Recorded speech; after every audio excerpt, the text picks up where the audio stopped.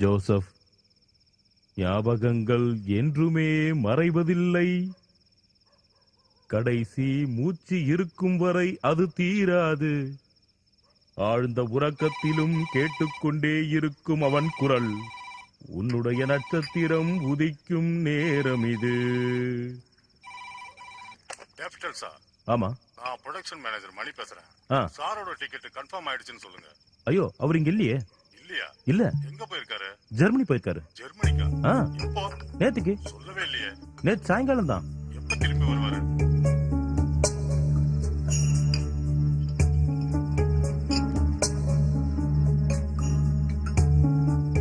நாடகம் கவிதைக்கெல்லாம் மவுசு கம்மி தான், ஒத்துக்கிற ஒரு பேச்சுக்கு.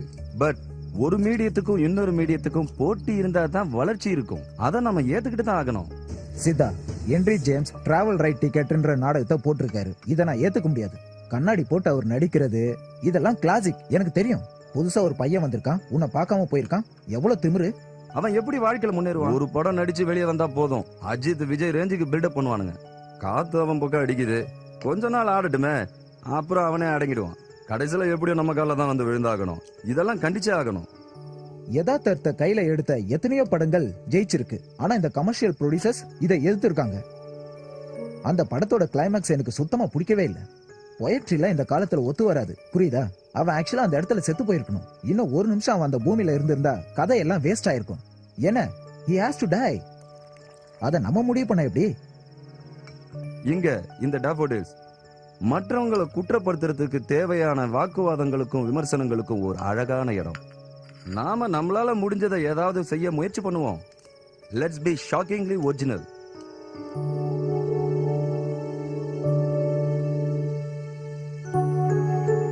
டாஃபோடில்ஸ் இனி ஒரு ஞாபகம் மட்டுமே. திருவனந்தபுரம் நந்தனம்கோடு பக்கத்தில் உள்ள டாஃபோடில்ஸ் என்கிற வீடு கேரளாவில் கலையார்வம் உடைய கலைஞர்களிடையே விமர்சகர்களையும் கொண்ட ஒரு அழகான குடில் என்பது யாரும் மறக்க முடியாது. ஒரு காலத்தில் கேரளாவில் முக்கியமான ஒரு எழுத்தாளர், தயாரிப்பாளர், இயக்குனர், அது மட்டுமல்ல, கலையை அதிகமாக மதிக்கும் எத்தனையோ முக்கிய புள்ளிகளின் ஓய்வெடுக்கும் இடமாக கருதப்பட்டது இந்த டாஃபோடில்ஸ். பரேத நாயக் கர்னல் RS நாயர் அவர்களின் பரம்பரை வீடான கோயக்கல் தான் பின்பு டாஃபோடில்ஸ் என்று அழைக்கப்பட்டது. இந்த பெயரை வைத்தவர் பிரபலமான இயக்குனர் சித்தார்த்தன் என்பவர்தான். அவரின் துர்மரணத்தின் காரணம் இன்னும் என்னவென்று தெரியாமல் கேரளா போலீசார் குழம்பிக் கொண்டிருக்கிறார்கள். அந்த கோப்பு இன்னும் மூடப்படாமல் இருக்கிறது. அற்புதமான மரணம், பிரச்சனைகள் இல்லாத. பிரசாந்த், ரிலாக்ஸ்டா, relax. You are getting it wrong. அதான், இப்படி ரொம்ப ஓவர் ஆக்டிங்லாம் தேவையில்லை. இந்த டைலாக்ல இந்த அளவுக்கு ரியாக்ஷன்லாம் நமக்கு இப்ப வேண்டாம். இத நார்மலா சொன்னாலே போதும். இவர் சொல்றது எல்லாமே உங்களுக்கு புரியணும்னு ஆர்வம் இருக்கு, ஆனா புரியல. எனிவே, இன்னைக்கு இது வரைக்கும் போதும். எஸ், ஆமா, இப்ப நான் எங்க விட்டேன்?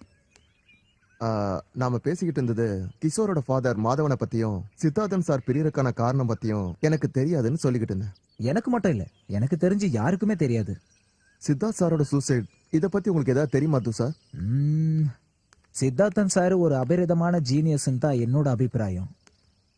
அப்பா சித்தார்த்தன் அங்கிளை பத்தி நிறைய பேசியிருக்காரு. he could be dangerously impulsive. தற்கொலை பண்ணிக்கிற அளவுக்கு அப்படி ஒரு முக்கியமான காரணம் அவருக்கு இல்லைன்னு தான் எனக்கு தெரியும். ஒரு புது புரட்சியை ஏற்படுத்தணுங்கிற மாதிரி தான் வாழ்க்கையை எப்பவுமே புதுமையா வாழ்ந்துட்டு இருந்தாருன்னு தான் சொல்லணும். அப்புறம் மரணங்கிற ஒரு யாத்திரை அவரோட ஆர்வத்தை ரொம்பவே தூண்டி இருந்தது. சினிமாவிலையும் நிறைய நாவல்கள்லயும் அதை நம்ம நிறைய பார்த்துருக்கோம். இப்போ நான் எடுக்கிற இந்த நாடகம் மரணம் என்பது ஒரு அற்புதம். அப்பாவோட அலமாரியிலிருந்து தான் கிடைச்சது. பட் எனக்கு இதுல ஒரு பெரிய சந்தேகம் என்னன்னா, இது சித்தார்த் அங்கிளோட கதையா இருக்கும்னு. அப்பா இந்த மாதிரிலாம் எழுத மாட்டாரு, ஸ்கிரிப்ட்ல பேரும் கிடையாது. இத வேற யாரோட கையெழுத்து வச்சு எழுதியிருந்தாலும் ஒரிஜினலி. டாஃபோடில்ஸ் வீடு மொட்டை மாடியில் இருந்து கீழே விழுந்து இறந்து விட்டார் டைரக்டர் சித்தார்த்தன். ஆனால் அவருடைய மரணத்தை குறித்து நண்பர்கள் பலவிதமாக கூறுகிறார்கள். தற்கொலை என்று சிலர், தவறி விழுந்திருக்கலாம் என்றும், கொலை செய்யப்பட்டிருக்கலாம் என்றும் வதந்திகள். ஆனால் இந்த மரணம் இன்னும் மர்மமாகவே உள்ளது.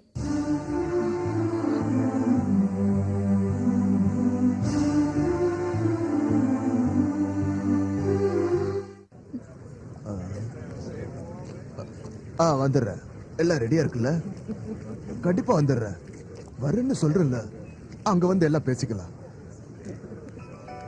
ஒரு நிமிஷம் ஜெயச்சந்திரன். ஹலோ ஹலோ, நான் ஜெகன் பேசுறேன். ஜெகனா ஆமா, எப்படி இருக்க நல்லா இருக்கேன். நீங்க எங்க இருக்கீங்க? நான் இங்க லொகேஷன்ல மேக்கப் போட்டுட்டு இருக்கேன். என்ன விஷயம் சொல்லு. டாக்டர்ஸ்க்கு வந்திருக்கேன். யாரு வேணும் வரானா? வேணுவை தவிர மத்தவங்க எல்லாம் வந்துருவாங்க. அது சரி. எத்தனை மணிக்கு? 7 மணிக்கு. 7 மணிக்கா? வராம எப்படி? அதானே பார்த்தேன். ம். இந்த டாக்டர்ஸ்ல நிறைய கனவுகளும் சாதிக்க போறோங்கிற நம்பிக்கைகளும் தூங்கிட்டு இருக்கு. உன்னோட பேர் என்னடி? எங்களுக்குன்னு தனியா அப்படிலாம் பேரெல்லாம் ஒண்ணும் இல்ல சார். வேணும்னா உங்களோட திருப்திக்காக ஒரு பேரு சொல்றேன். ராஜி. நல்லா இருக்கா? எனக்கு அவசியம் ஒண்ணு இல்ல, சும்மா கேட்டேன் அவ்வளவுதான். மனிதன் இறந்து விட்டாலும் மனிதனுடைய ஞாபகங்கள் எப்போதும் மறைவதில்லை. அந்த ஞாபகங்கள் ஒருபோதும் அழிவதில்லை. நான் போய் ஒரு சின்ன பாட்டில் வாங்கிட்டு வந்துடுறேன். இங்க வாங்கினா உனக்கு கொஞ்சம் அதிகமா காசு கொடுக்க வேண்டியிருக்கும். அப்புறம் இன்னைக்கு என்ன அனுப்பிடுவீங்களா? ஆ? ஏன் கேக்குற? இல்ல, 2 நாள் ஆச்சு. நான் இன்னும் உங்களுக்கு போர் அடிக்கலையா? என்ன விடு, உனக்கு என்ன வேற ஏதாவது ஆள் புக் பண்ணிருக்கியா? ஆ? நேற்று இரவு டேஃபடில்ஸில் சித்தார்த்தனுடைய நண்பர்கள் எல்லாம் கூடினார்கள். டேஃபடில்ஸ் இருக்கும் வரை நிறைய ஞாபகங்களும் இறந்த சித்தார்த்தின் குரல்களும் கேட்டுக்கொண்டிருப்பதாக தான் நண்பர்கள் கூறுகிறார்கள். உலகத்தை பொறுத்த வரைக்கும் அவரு இறந்திருக்கலாம். அத வீட்டுக்கு போலான்னு நினைச்சேன் இன்னைக்கு. தெரியல. அத பத்தி யோசிக்கலாம். நான் முதல்ல போய் சரக்கு வாங்கிட்டு வந்துடுறேன். அவ்வளவு அற்புதமா வேலை வாங்கி அவரை ஒரு சிறந்த நடிகரா அங்கீகாரம் பண்ணக்கூடிய அளவுல வேலை வாங்கக்கூடிய அருமையான டைரக்டர். அவருடைய பல படங்கள் பிலிம் ஃபெஸ்டிவல்ல கலந்துகிட்டு பல விருதுகள் வாங்கியிருக்கு. வர்த்தக ரீதியாகவும் பல படங்கள் வெற்றி பெற்றிருக்கு. So friends, at last it is finalized. Daffodils இடிச்சிட்டு அங்க நாம ஒரு நியூ ப்ராஜெக்ட் ஸ்டார்ட் பண்ண போறோம். அதுக்கான சட்ட சிக்கல்கள் எல்லாத்தையும் கிளியர் பண்ணியாச்சு.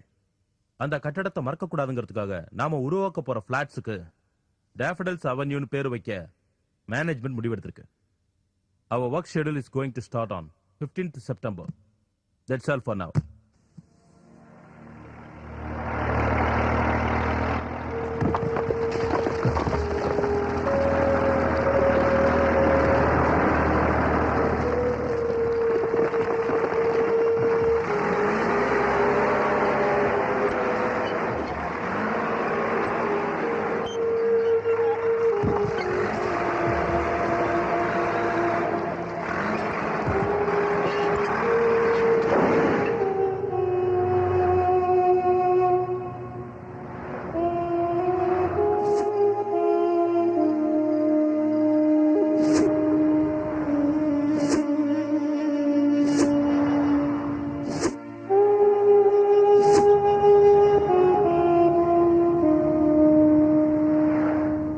சித்தார்த்தோட மரணம் அது தற்கொலைன்னு என்னால நம்ப முடியல. என்ன ஒரு முறை டாஃபடில்ஸ்க்கு கூட்டிட்டு போறீங்களா? ஆனா இந்த நிலைமையில பப்ளிக் அஃபேர்ஸ் தேவைதானா? பரவாயில்ல. எதையும் வெளிப்படையா பேசுவாரு. இனிமே நம்மளால அந்த இடத்தை பார்க்க முடியுமா? Well, I don't mind. You get ready. I am ready. நாம எப்பவுமே போற மாதிரி பீச்சுக்கு போயிட்டு அதுக்கப்புறம் அங்க போலாம். ஓகே. என்னப்பா சீக்கிரமா வந்துட்டியா? இல்ல, இப்பதான் வந்தேன். நம்ம எல்லாரும் இப்படி ஒண்ணா கூடி எவ்வளவு நாளாச்சு. இனிமே எப்ப இந்த மாதிரி சந்திக்கிறதோ. வாழ்ந்துட்டு இருக்கிறவங்களுக்கும் இறந்தவர்களுக்கும் நாளைக்கு இறக்க போற அதிர்ஷ்டசாலிகளுக்கும் cheers. வெறும் 2 நாள் தான் இருக்கும். உழவர்கங்கள திரைக்கதைய சித்த இங்கதான் உட்கார்ந்து எழுதுனா. அன்னைக்கு கஞ்சாவோட சப்ளை பாபு கையில. இங்க இருந்து கொஞ்ச தூரம் போனா பாபுக்கு ஒரு இடம் இருக்கு. ஸ்டாக் அங்கதான் வச்சிருப்பான். வெள்ளிக்கிழமையானா போதும், நேரா அந்த இடத்துக்கு போயிடுவான். கரெக்டா சரக்கை எடுத்துட்டு வந்துடுவா. அத யாருக்கும் தெரியாம டிக்கிக்குள்ள வச்சு இங்க எடுத்துட்டு வருவான் பாரு, அது பாபுவால தான் முடியும். இது எல்லாம் சித்தனோட வேலைதான். அடிக்கடி கடவுள சித்த வருவான், சாப்பாடு கேட்பான், நல்ல சிரிப்பான், அப்புறம் வருத்தப்படுவான். நான் ரொம்ப ஆசைப்பட்டுதான் உங்க எல்லாரையும் விட்டுட்டு இங்க வந்தேன். ஆனா ஆனா இப்ப ஏன்டா வந்தோன்லாம் இருக்குன்னு சொல்லுவான். மாதவனுக்கு ஒரு பையன் இருந்தான்ல, அவன் இப்ப என்ன பண்றான்லாம் கேட்பான். ஒருவேளை இதெல்லாம் பிரம்மையா இருக்கலாம். நான் எடுத்த படங்கள்ல சித்தனோட படத்துக்கு சில வித்தியாசங்கள் இருக்கு. ஏதோ ஒரு டெப்த் அவன் படங்கள்ல மட்டும். நாம எடுக்கிற இந்த கமர்ஷியல் படங்களை எல்லாம் விட கொஞ்சம் வித்தியாசம். அவரது எப்பயுமே வித்தியாசமா தான் இருக்கும். But you was very abnormal. ஐயா, என்னை பொறுத்த வரைக்கும் எல்லாம் அவரோட ஒரு ஸ்டைல் தான். He was the stylish the showman. வண்டுகள்லாம் சேர்ந்துக்கிட்டு ஒரே தோட்டத்துக்குலாம் சுத்திட்டு இருக்குன்னா சும்மாவா யோசி. அவன் மேல இந்த அளவுக்கு பொறாம இருக்குன்னா இந்த ஒரு விஷயத்துல தானே. இவன் பல லெக் பீஸா பார்த்தவன். அதெல்லாத்தையும் விடுங்க, அடுத்த ரவுண்ட் போட. சரி சரி, சரக்கு அதிகமா ஊத்து, தண்ணிய கம்மியா ஊத்து. இல்ல சோடா இருக்கா? இப்போ சோடா இல்லாம எப்படி? சரி சரி, யார் சோடாக்கு போயிருக்கா? இல்லன்னா நாமளே போலாம்பா. எல்லாரும் பார்த்து ஜாக்கிரதையா வாங்க, கால் தடிக்க விழுந்துட போறீங்க. விழற அளவுக்கு இங்க பல்லெல்லாம் ஒன்றும் கிடையாது, நமக்கு தெரியாத.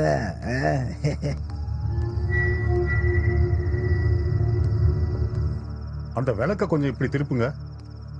எனக்கு தெரிஞ்சு அந்த காலத்துல சினிமானாலே சித்தார்த் ஒருத்தன் தான் ஞாபகத்துக்கு வருவான்.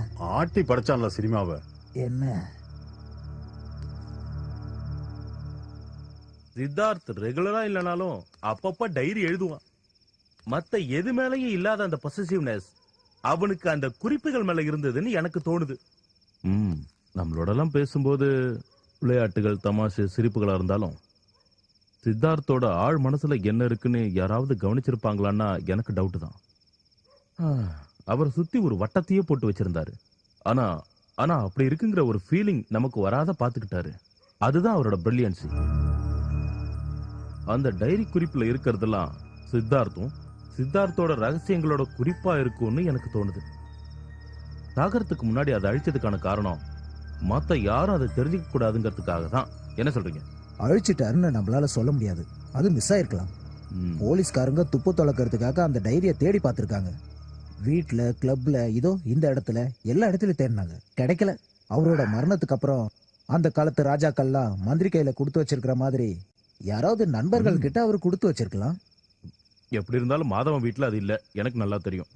ஏன்னா கடைசி காலத்துல அவங்க 2 பேர் பிரிஞ்சுட்டாங்க. என்னப்பா இது, நீங்க ஒரு கவிஞர் ஆனதே இன்வெஸ்டிகேட்டர் ஜேர்னலிஸ்டுக்கு ஒரு நஷ்டம் தான். ஏன்னா பெரிய இன்வெஸ்டிகேட்டர் ஆகிற தகுதி உங்களுக்கு இருக்குது. ஏதோ ஒரு பாட்டை பாடு பாலா. பாடு பாலா ப்ளீஸ். ஜோசப், ஞாபகங்கள் என்றுமே மறைவதில்லை. கடைசி மூச்சு இருக்கும் வரை அது தீராது. ஆழ்ந்த உறக்கத்திலும் கேட்டுக்கொண்டே இருக்கும் அவன் குரல். உன்னுடைய நட்சத்திரம் உதிக்கும் நேரம் இது.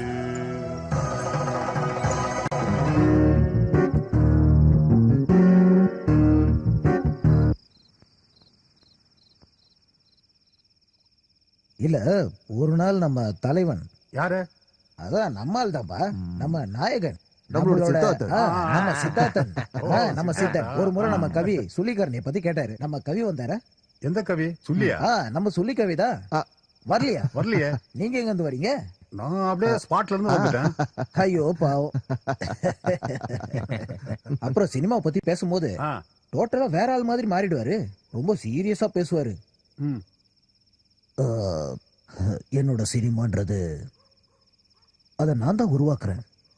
அதுல நான் ஒரு மெசேஜ் கன்வே பண்ணுவேன். என்ன மெசேஜ்? அது நம்ம மெசேஜ் நம்ம ஜனங்க புரிஞ்சுப்பாங்க. மெசேஜ் கன்வே ஆச்சான்னு அதை ஜனங்க தானே முடிவு பண்ணணும். நேற்று மாலை டேஃபடில்ஸில் சித்தார்த்தனுடைய நண்பர்கள் எல்லாம் ஒன்று சேர்ந்தார்கள்.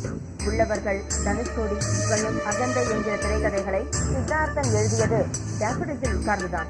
பிரபலமான இங்கிலீஷ் இந்தியன் நாவலிஸ்டும் சித்தார்த்தனுடைய மகனுமான ஆதி சித்தார்த்தனை எங்களுடைய ஸ்டுடியோ சந்திக்க முயன்றாலும் அவர் இந்த விஷயத்தை பற்றி பேச தயாராக இல்லை. ஆதி சித்தார்த்தனுடைய லேபரிண்ட் ஆஃப் சானிட்டி என்ற புத்தகம் போன முறை மேன் புக்கர் பரிசுக்காக தேர்ந்தெடுக்கப்பட்டுள்ளது. டைரக்டர் சித்தார்த்தன், எனக்கு அவர் அப்படி இல்லை. வீட்டுக்கு முன்னாடி கூடியிருக்கிற தியேட்டர்காரங்க சத்தமும் தூக்கத்துக்கு நடுவில் என் தலைகளை கோரி கொடுத்த அவங்க விரல்களின் ஸ்பரிசமும் சாராயமும் கஞ்சாவும் சேர்ந்த வாசனை எங்க அப்பா.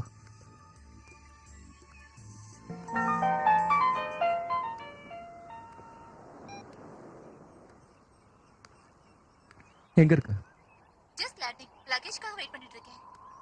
என்ன பார்க்க வரதுக்கு உனக்கு எதுக்கு பத்மா லக்கேஜ்லாம்? Travel light. இங்க துணிக்கெல்லாம் வேலையே இல்லை. உங்களை மாத்தவே முடியாது. எப்ப பார்த்தாலும் அதே நினைப்புதானா? அதெல்லாம் விடு, சீக்கிரம் வா. ஓகே.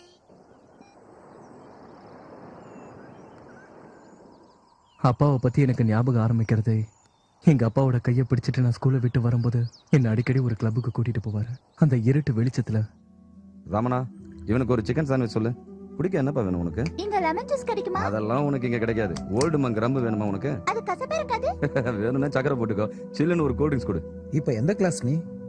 எந்த கிளாஸ் பா? 6th 7th? 6th தான். அப்போ உனக்கு தெரியாதுன்ற. எனக்கு தெரியும் 6வதா 7வதா கன்ஃபியூஷன். அதான் நடுநடுல இது மாதிரி மாத்தி சொல்லிடுவேன். அப்பாக்கு ரொம்ப ஞாபக மறதி.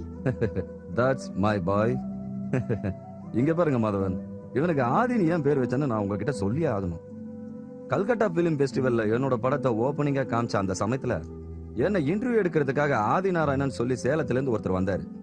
பொலைட்னஸ், கர்டசி, ஹியூமனிட்டி இதெல்லாம் சேர்ந்து மொத்தமா ஒரு ஆள் கிட்ட இருந்தா எப்படி இருக்குமோ அப்படிதான் இருந்தார் ஆதி.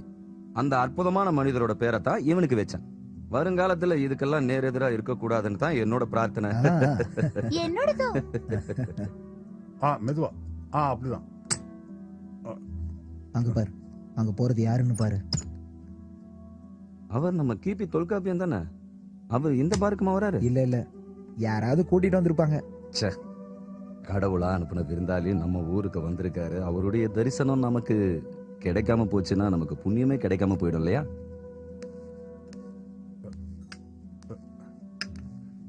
நான் பார்த்தேன், ஏதோ சீரியஸ் டிஸ்கஷன் இருக்குன்னு தான் நான் அந்த பக்கம் வரவே இல்லை. பாருக்குள்ள என்ன சீரியஸ் டிஸ்கஷன் இருக்க போகுது?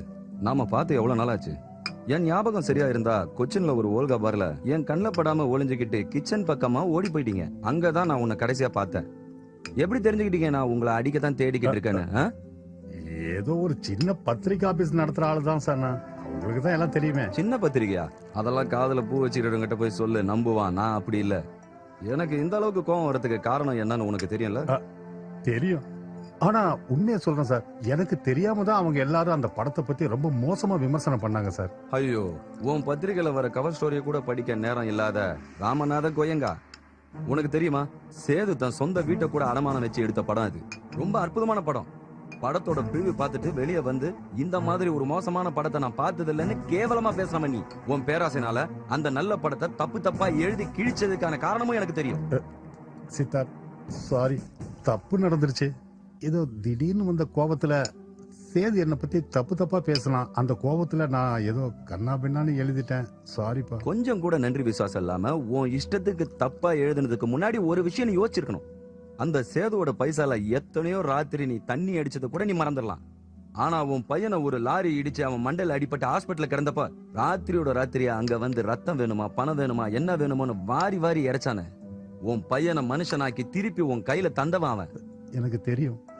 உன்னை அவனுக்கு ரொம்ப பிடிக்கும். அவன் போட்ட பிச்சை தான் நீ.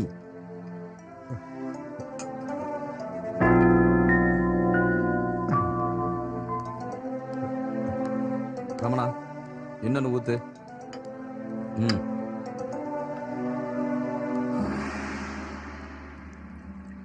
அடுத்த வருஷம் இவனை ரிஷி வேலைக்கு அனுப்புவேன். ஜெயகிருஷ்ணமூர்த்தியோடது. அதுக்கப்புறம் ஸ்டான்ஃபோர்ட். இவன் சுதந்திரமா பெரிய ஆளா வரணும். செல்லம், நாக்க நீட்றா. இத வேற யாரும் அவனுக்கு கத்து கொடுக்க வேண்டாம். இவனுக்கு அக்ஷராபியாசம் பண்ண கூட என்னால முடியல. Be a holy drinker, my adorable Leo. சுதந்திரமா யாருக்கும் பயப்படாம உன் வாழ்க்கையை அனுபவி. அப்பான்ற நினைவுகளையும் தாண்டி சித்தார்த்தன்ற கதாபாத்திரத்துல எனக்கு ஒரு அவ்வளவு நம்பிக்கை. அதுக்கப்புறமா தான் அப்பாவுடைய வாழ்க்கையை ஒரு நாவலா மாத்தணுங்கிற ஆசையே எனக்கு வந்துச்சு. தனிமையில் இனிமை காணும் என் கணவரே, என் வணக்கங்கள். தடங்களுக்கு வருந்துகிறேன். நீ சுவாதி நட்சத்திரம் இல்லையா? அதான் உன்னை பார்த்ததோ கடல் அலைகள்லாம் திடீர்னு பொங்கிடுச்சு. ஐ எம் சாரி, உங்க நட்சத்திரம் என்னன்னு நான் மறந்தே போயிட்டேன். அதுவும் இல்லாம எனக்கு சினிமா டயலாக் எல்லாம் பேச வராது. என்ன கதாசிரியரே, கதெல்லாம் முடிஞ்சிருச்சா? ஒரு வரி கூட விடாம எல்லாத்தையும் முடிச்சிட்டேன். நீ என் பக்கத்துல இருந்தா ஒரு வேலையும் நடக்காதுங்கிறதுக்காக தான் உன்னை அங்கேயே விட்டுட்டு நான் இங்க தனியா வந்தேன். Hi Julia. Hi Adi. Hey, forgot to thank you for yesterday's dinner. Don't be so formal, Julia. Julia, this is Batma. Hi. Batma, this is Julie. Hi, this is your girlfriend? No, she is my wife. God, you married already? I'm afraid I am. Okay, bye. Thank you. Well, see you. Bye. அப்ப நீங்க தனியா இல்ல? Hey, இவ ஒரு local German. இவளுக்கெல்லாம் ஆள் இருக்காமா? அதோ அந்த காட்டேஜ் நம்பர் 303ல மொரோக்கன் முஸ்லிம் ஷாஹித் ஷாதா. அவங்க பாக்குறதுக்கு ஸ்மிதா பார்ட்டில் மாதிரி இருப்பாங்க. பாக்குறியா? ஒண்ணு தேவையில்லை. என்னை விட பெரிய அழகியா? கண்டிப்பா. உங்களை Hey.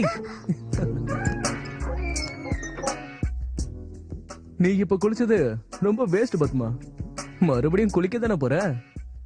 எல்லா ரவுண்டும் முடிஞ்சதுக்கு அப்புறம் சாயங்காலம் பொறுமையா குளிச்சா போதாது? ஆசைதான். நான் கூட ஒரு நாவல் எழுதிட்டு இருக்கேன். அதிகமா பணம் வாங்குற இந்தியன் இங்கிலீஷ் நாவலிஸ்ட பத்தி, பெண் மோகத்தை பத்தி. பாரா, டைட்டில் என்னன்னு கேட்க மாட்டீங்களா? சொன்னதானே தெரியும்.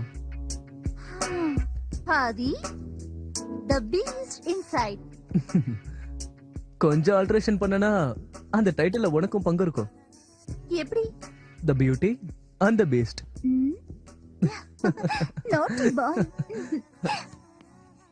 2 வாரத்துல எல்லாமே எழுதி முடிச்சிட்டீங்களா? உண்மையை சொல்லனா கதையோட அவுட்லைன் மட்டும் தான் எழுதிருப்பீங்கன்னு நான் நினைச்சேன்.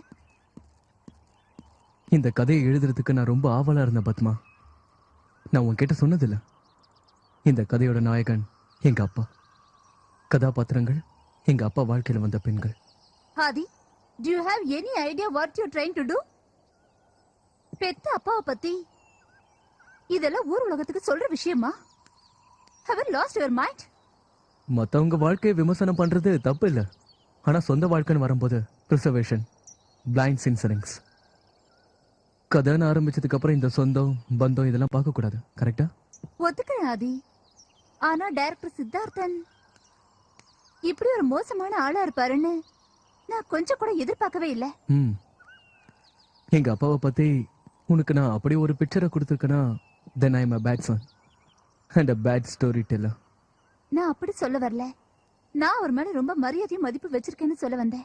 சித்தார்த்தன்ற ஒரு மனுஷனை சுத்தி இருக்கிற கேரக்டர்ஸை பெருமைப்படுத்துறதுக்காக எழுதல இந்த நாவல். அதை புரிஞ்சுக்கோ.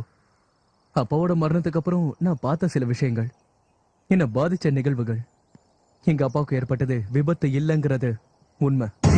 What? நான் நாவல்ல எழுதின மாதிரி உனக்கு கதையை நான் சொல்றேன். Padma, I don't want this novel to fail. நான் இதை எழுதுறதுக்காக இவ்வளவு வருஷம் காத்துட்டு இருந்தேன்னா, ஒரு பத்திரிகையாளர் மாதிரி, ஒரு விமர்சகர் மாதிரி நீ என் கூட சண்டை போடணும். இதுல ஒரு கதாபாத்திரமா நான் இருக்கேன் ஆதி? ஒரு பாசிங் வெஹிக்கிள் மாதிரியாவது? இல்ல, நீ என் லைஃபுக்கு வரதுக்கு முன்னாடி நடந்த கதை. ஸ்டான்ஃபோர்ட்ல கோர்ஸ் முடிஞ்சு நான் திரும்பி வந்த நேரம், பிளைட் மிஸ் ஆனதால பெத்தவங்களோட கர்ம காரியத்துக்கு கூட வராத பையனு எங்க ஊருக்காரங்களா ஒன்னா சேர்ந்து கரிச்சு கூட்டிட்டு இருந்த காலம் அது.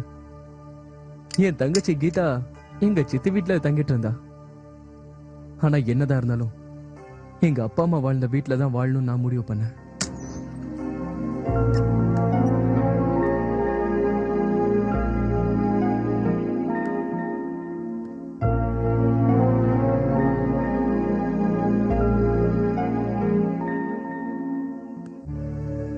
பப்பரண்ண, என்ன இந்த ரூம் கிளீன் பண்றதே கிடையாதா? பண்ணுவோம் தம்பி, வாரத்துக்கு ஒரு நாள் பெருக்கி சுத்தம் பண்ணுவோம். இந்த பொட்டில என்ன இருக்கு? அடடா, நான் எப்பவும் நினைச்சிட்டு இருப்பேன் இந்த பழைய பேப்பர்காரன் வந்தா போடலாம்னு. அதுல தேவையில்லாததோ ஒரு பழைய டைரி மட்டும் தான் இருக்கு. குடுங்க தம்பி, நான் வெளியே வைக்கிறேன். இல்ல வேணாம், இங்கே இருக்கட்டும், நானே பாத்துக்கிறேன். நீங்க இந்த ரூம்ல தான் தங்க போறீங்களா தம்பி? அந்த ஜன்னலை கொஞ்சம் தரங்க. அப்படியே ஒரு ஸ்கிரீனும் போட்டுருங்க. சரி. தஸ் விதானியா, குட் பை. இதை சொன்னது லெட்டிஷியா இவானோவினா. செயின்ட் பீட்டர்ஸ்பர்க்ல ஏதோ ஒரு ரூட்டுக்கு பின்னாடி இருள் மறைவில் எனக்கு அன்பை காட்டினவர்.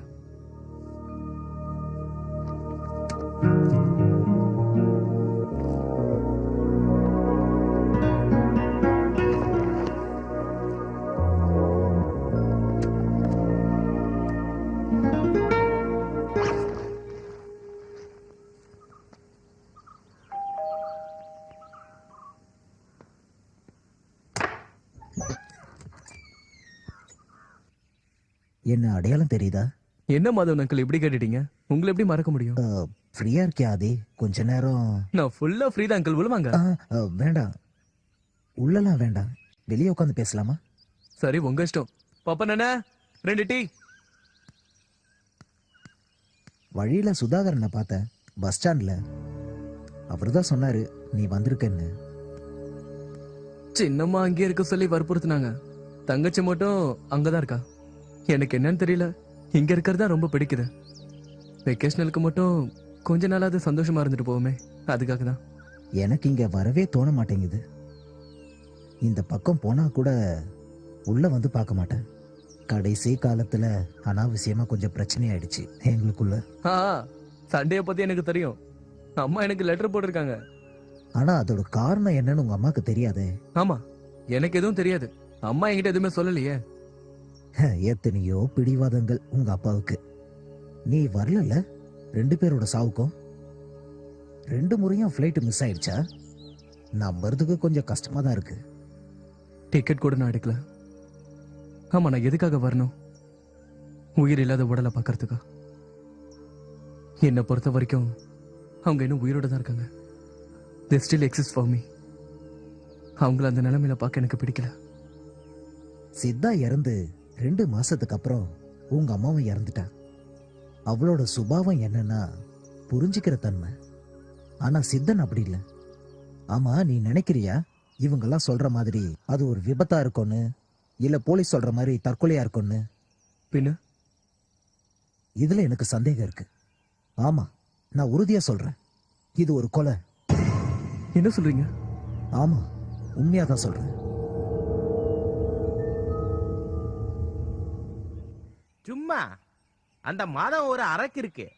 அவன் எல்லார்கிட்டயும் அபசகனமாவே பேசிக்கிட்டு இருப்பான். ஒரு படம் தயாரிச்சான், காலி. அந்த படத்தோட வீடு தோட்டம் துறவு எல்லாம் போயிடுச்சு. குடும்பத்திலயும் 1008 பிரச்சனை. அவன் பையன் துஷாரு, அவன் ஒரு தெல்லவாரி. நீ அவன் பேச்செல்லாம் கேட்டுக்கிட்டு இருக்காத சும்மா. அப்போ இது எப்படி நடந்ததுன்னு நீங்களாவது சொல்லுங்க அங்கிள். டெரஸ்ல நிக்கும் போது ஸ்லிப் ஆகி கீழே வந்துட்டான். நம்ம ஜான் கூட அப்படிதான் செத்தான்.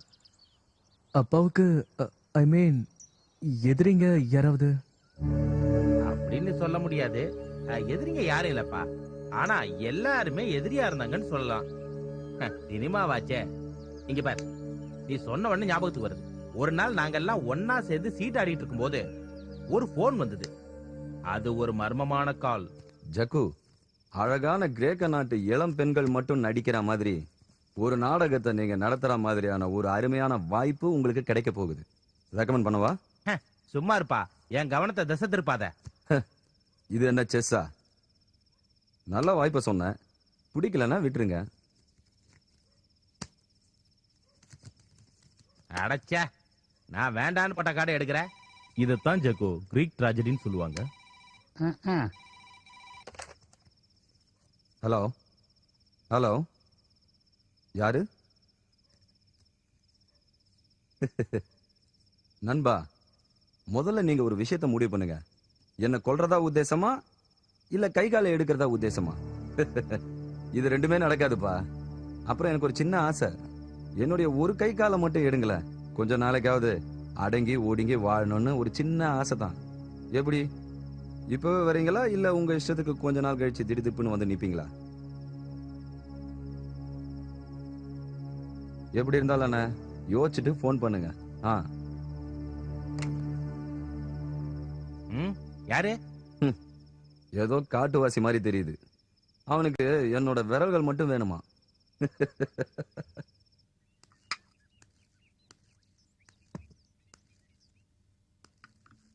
Sir, I am done for the day. ஓகேமா. See Adi, I am surprised. இந்த கேஸை பொறுத்த வரைக்கும் நிறைய போலீஸ்காரங்க புரட்டி எடுத்திருக்காங்க. ஆனா சர்வீஸ்ல இருந்து வெளியில வந்ததுக்கு அப்புறமும் என்ன தேடி வந்ததுக்கான காரணம் என்ன? என்னை பொறுத்த வரைக்கும் அந்த கேஸ்ல நேர்மையாவும் உண்மையாவும் உழைச்சது நீங்க மட்டும்தான். அதான் உங்ககிட்டயே கேட்கலன்னு நான் இங்க வந்திருக்கேன். கரெக்டா? I like that. You know something? நான் ஐபிஎஸ் எழுதி பாஸ் பண்ணனான்னு இன்னும் நிறைய பேருக்கு சந்தேகம் இருக்கு. என்னோட இந்த முகமும் உடல் வாகும் இந்த மாதிரி கேனத்தனமா பேசுறதுனால என்ன பத்தின ரூடான கமெண்ட்டை மக்கள் கிட்ட பரப்பி விடுறாங்க. இந்த தூண்டி விடுறவங்க யார் சார்? எல்லாம் என்ன சுத்தி இருக்கிறவங்க தான். போலீஸ் கிளப் கூட்டம், மெட்ராஸ் ஆய் கிளப், பார்மெக்ஸ். நான் ஒரு குரூப்ல இருந்து குட் நைட் சொல்லிட்டு வெளியே வந்த உடனே என்ன பத்தின குறை குத்தம் சொல்றதா இவங்களோட வேலையே. எக்ஸ்பெஷலி நாயர்ஸ். சாரி, நீங்க நாயரான்னு எனக்கு தெரியல. திலகர் சார். அப்படி தப்பா பேசுறவங்க நிறைய பேர் இருக்கலாம். As well as I know உங்களை பாராட்டுறவங்களும் இருக்கதான் சார் செய்யறாங்க. அது மட்டும் இல்ல, வன்முறையை யூஸ் பண்ணாம குற்றவாளிகளோட மனநிலையை புரிஞ்சுக்கிட்டு விசாரணை பண்ற உங்க ஸ்டைல், அதை ஃபாலோ பண்ணணும்னு நினைக்கிற யங் போலீஸ் ஆபீசர் நிறைய பேர் எனக்கு தெரியும் சார். அவங்களதான் உங்களை போய் பார்க்க சொல்லி என்னை தூண்டி விட்டாங்க. அப்பாவோட கொலைகேஸ்ல எஃப்ஐஆர் கூட ஃபைல் பண்ணாம நீங்க எல்லாத்தையும் துப்பு தொலைக்கினதை நான் கேள்விப்பட்டிருக்கேன் sir. So you have done your paperwork. Quite impression. சித்தார்த்தனோட மரணம் ஒரு விபத்தோ தற்கொலையோ கிடையாதுன்னு என்னால 100% உத்தரவாதம் தர முடியும். விபத்து கிடையாதுன்னு நான் சொல்றதுக்கான காரணம் அந்த டெரஸ்ல உள்ள வாலோட ஹைட்டை வச்சுதா, அப்புறம் அதோட திக்னஸ். சித்தார்த்தன் மாதிரி குண்டான ஆட்க அதுல ஏறி நிக்க வாய்ப்பே இல்ல. சோ ஸ்லிப் ஆகி கீழே விழுந்திருப்பாராங்கிற கொஸ்டினுக்கே இடம் இல்ல. தென் பாசிபிலிட்டி ஆஃப் சூசைட். 2 அடுக்குமாடி கட்டடத்துல இருந்து கீழே விழுந்தா சாவணும்னு ஒன்னும் அவசியம் இல்ல. கையும் காலும் உடைஞ்சு போயிருக்கலாம். அப்படி இல்லைன்னா மேக்சிமம் ஒரு பேரலைசிஸ். சில சமயங்கள்ல மரணமும் ஏற்படலாம். சாகணும்னு முடிவெடுக்கிற ஒருத்தன் அந்த ரிஸ்க் எடுக்க மாட்டான். வேற நிறைய ஈஸியான மெத்தட்ஸ் இருக்கு இல்லையா? So I am very much confident that it was a murder. யாரோ தள்ளி விட்டுருக்காங்க. உங்க அப்பாவோட எலும்பு முறிஞ்சிருந்தது. Possibility of a couple. ஆனா ரிப்போர்ட் படி பார்க்கும்போது விபத்து ஏற்பட்டதுனால பொசிஷன் மாறக்கூடிய வாய்ப்பு இருக்குதுன்னு சொல்லியிருக்காங்க. But I won't accept this. உங்க அப்பாவை முதல்ல பரிசோதனை பண்ண டாக்டர் எனக்கு கிளியரா சொன்னாரு அவரோட எலும்பு முறிஞ்சிருக்குன்னு. அது ஒரு மர்டர் தான் நிரூபிக்க என்னால முடியல. Lack of evidence. நாங்க சஸ்பெக்ட் பண்ண யாருக்கிட்டையும் உங்க அப்பாவை கொலை பண்ணதுக்கான ஆதாரம் எங்களுக்கு போதுமான அளவுக்கு இதுவரை கிடைக்கல. சார், நீங்க யார் மேல சந்தேகப்பட்டீங்கன்னு கொஞ்சம். அப்படியெல்லாம் இல்ல. சில சந்தேகங்கள் உங்க அப்பாவோட நண்பர்கள், எஸ்பெஷலி மாதவன், அவங்களுக்குள்ள ஏதோ ஒரு பிரச்சனை இருந்திருக்கு. அப்புறம் ஒரு ப்ரொடியூசர் சிவராம், தென் ஒரு லோக்கல் பொறுக்கி புறம்போக்கு, ஐ ஃபர்காட் ஹிஸ் நேம். அப்புறம் குமரன் காலனில இருந்த ஒருத்தன். But they var all proved innocent. பார்க்க ஹீரோ மாதிரி இருக்க 4 ஸ்டில் எடுத்து வச்சுக்கிறேன். எவ்வளவு வேணா எடுத்துக்கோங்க. எனக்கு ஒண்ணு மட்டும் சொல்லுங்க, அப்பாவுடைய complete details, extra curricular activities. என்ன தம்பி, நீ ஒரு அமுதா பச்சரா? ஒரு ஸ்டில் எடுத்ததுக்கு இத்தனை கேள்வியா? நடந்து முடிஞ்சதெல்லாம் அப்பப்பவே மறந்துடணும். யாரு நீங்க மறக்கிற ஆளுங்களா? டெய்லியும் கேக்குற கிசுகிஸ் எல்லாம் ஒண்ணு விடாம டைரியில எழுதி வைக்கிறீங்கல்ல? அது என்னோட ஹேபிட். இது வரைக்கும் நான் யாரையும் படிக்க விட்டதில்ல. எத்தனையோ பத்திரிக்கைக்காரங்க காசு கொடுத்து அதை வாங்கிக்கிறேன்னு கேட்டாங்க. நான் தர முடியாதுன்னு சொல்லிட்டேன். சாகுறதுக்கு முன்னாடி அதை எரிச்சிட்டு தான் சாவேன். என்ன அங்கிள், நீங்களே எப்படி சொன்னா எப்படி? நான் என்ன பத்திரிக்கையாளனா சொல்லுங்க? கூட பழகுறவங்களுக்காக என்ன நான் மாத்திக்க முடியாதுப்பா. இப்ப என்ன சொல்ற ஆதி? நான் தான் வரும்போதே உங்ககிட்ட சொன்னல, இங்க வந்தா ஒரு பிரயோஜனமா இல்லைன்னு. அந்த மனசுக்குள்ள இருக்கிற ரகசியங்கள் புல்டோசர் வச்சு இடிச்சாலும் வெளியே வராது. போட்டோ எடுத்தாச்சுன்னா சொல்லு, போலாம். ஓகே, இருங்க அங்கிள், போலாம். சரி, கிசு வேண்டாம். இந்த ப்ரொடியூசர் சிவராமனுக்கும் அப்பாவுக்கும் இருந்த உறவை பத்தி. நல்ல ஃப்ரெண்ட்ஷிப் தான். வெளியில கீரியும் பாம்பும், உள்ளுக்குள்ள நல்ல நண்பர்கள். அவங்க பேசிக்கிறது ரொம்ப இன்ட்ரெஸ்டிங்காவே இருக்கும். அந்த சிவராம் வெறும் ப்ரொடியூசர் மட்டும் இல்ல, உனக்கு தான் தெரியுமா மாதவா? நல்லா படிப்பாரு, சினிமா பாப்பாரு. உங்க அப்பா இறந்ததுக்கு அப்புறமா ஃபீல்ட விட்டே ஒதுக்கிட்டாரு. அதுக்கப்புறம் படமும் பண்ணல. இப்ப எங்கேயோ ஹைதராபாத்ல ரெஸ்ட் எடுத்துட்டு இருக்காரு. ஐஜி என்கிட்ட சொன்னாரு, அப்பாவோட கேஸ்ல ரொம்ப சஸ்பெக்டா இருந்தது இந்த சிவராமன் மட்டும் தானா. சிவராமனை போலீஸ்கார ரொம்பவே இம்சை பண்ணா. அந்த ஆளுக்கு தான் நாயர்னு சொன்னாலே யாரையும் பிடிக்காது. சொல்ல போனா அந்த ஆளு கல்யாணம் பண்ணது ஒரு நாயர் விட்டு பொண்ணதான். ஒரு வேலை வெறுப்பும் அதனாலயே இருக்கும். என்னங்க? ஆனா ரொம்ப புத்திசாலி. இந்த முட்டாள்தனமான ஜாதி வெறிய மட்டும் அந்த ஆளு விட்டுத்தாள்னா அவரை மாதிரி நல்லவன் எவனும் இல்ல. ரொம்ப புகழாதீங்க. அந்த ஆளோட சஸ்பெக்ட் லிஸ்ட்ல நீங்களும் இருக்கீங்க. அது சரி, அப்படியா? அப்போ நீ என்ன சந்தேகப்பட மாட்டேங்கிற? ஒரு ஆளை கொலை பண்ற அளவுக்கு நீங்க போக மாட்டீங்கன்னு எனக்கு தெரியும். எல்லாம் ஒரு நம்பிக்கை தான். வேற யார் இருக்கா அந்த லிஸ்ட்ல? ஏதோ ஒரு ரவுடி, யாருன்னு எனக்கு தெரியல. அந்த குமரன் காலனில இருப்பானாமே. ஓ அவனா?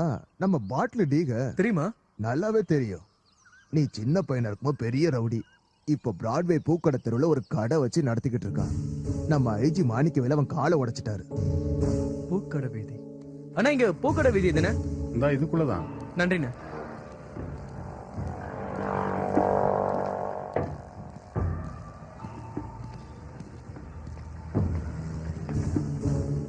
இங்க அசன் எங்க இருக்காரு? யார் வீடு? அசன் கடை நம்ம நுண்டி அசனா? நேரா போய் பீச்சாங்காய் பக்கம் திரும்பினா 4வது கடை. எதுக்கு சார்? ஏற்கனவே போலீஸ்ல நிறைய வாங்கியாச்சு. ஒரு காலை வேற உடைச்சு விட்டுட்டாங்க. இதுக்கு மேல போலீஸ்ல வந்து நானு அதுக்காக இல்ல, சும்மா தெரிஞ்சுக்கதா. என்ன நம்புங்க.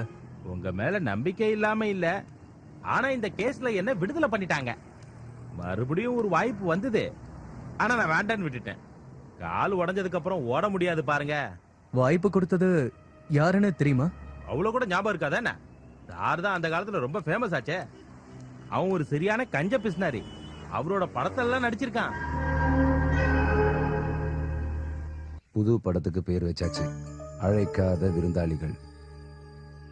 சோமனோட 2வது மனைவி கேரக்டருக்கு நாளைக்கு ஒரு பொண்ணு வரா. கேரளாவை சேர்ந்த ஹைதா. ச்சே, என்ன பேர் இது?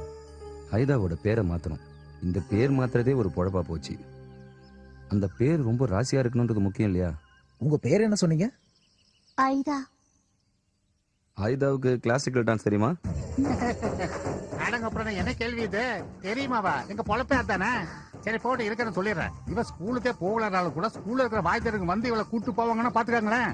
இவ மட்டும் டான்ஸ் ஆடினா ஸ்கூலுக்கே லீவ் விட்டுட்டு ஆன்னு வாயை பொழந்துட்டு ரசிப்பாங்கன்னு சொன்னா நீங்க நம்புவீங்களா? ஆனா அதுதான் உண்மை. அது மட்டும் இல்ல, எல்லாத்தையும் முதல் பிரைஸ் வாங்கியிருக்கா. என் செல்லமே தங்கமே சாரு அஜய் குஜெல்லாம் காட்டுமா. இப்ப வேண்டாம், அப்புறம் பாத்துக்கலாம். அது இருக்கட்டும், ஆனா இந்த பேர் மட்டும் எனக்கு மாத்திக்கலாம், நல்லா மாத்திக்கலாம். எல்லாம் நம்ம இஷ்டம் தான். ஆல் லாங்குவேஜுக்கு தகுந்த மாதிரி ஒரு பேரை சொல்ற கேட்டுக்கங்க. லட்சாவதி. எப்படி இருக்கு சார் பேரு? அற்புதமா இருக்கு. நான் அப்பவே சொல்றேன். நீங்க ரூமுக்கு போங்க, நாளைக்கு லொகேஷன்ல பாக்கலாம். அப்புறம் சார், நாங்க உங்க ரூமுக்கு பக்கத்துலயே தான் இருப்போம், எங்கேயும் போக மாட்டோம்.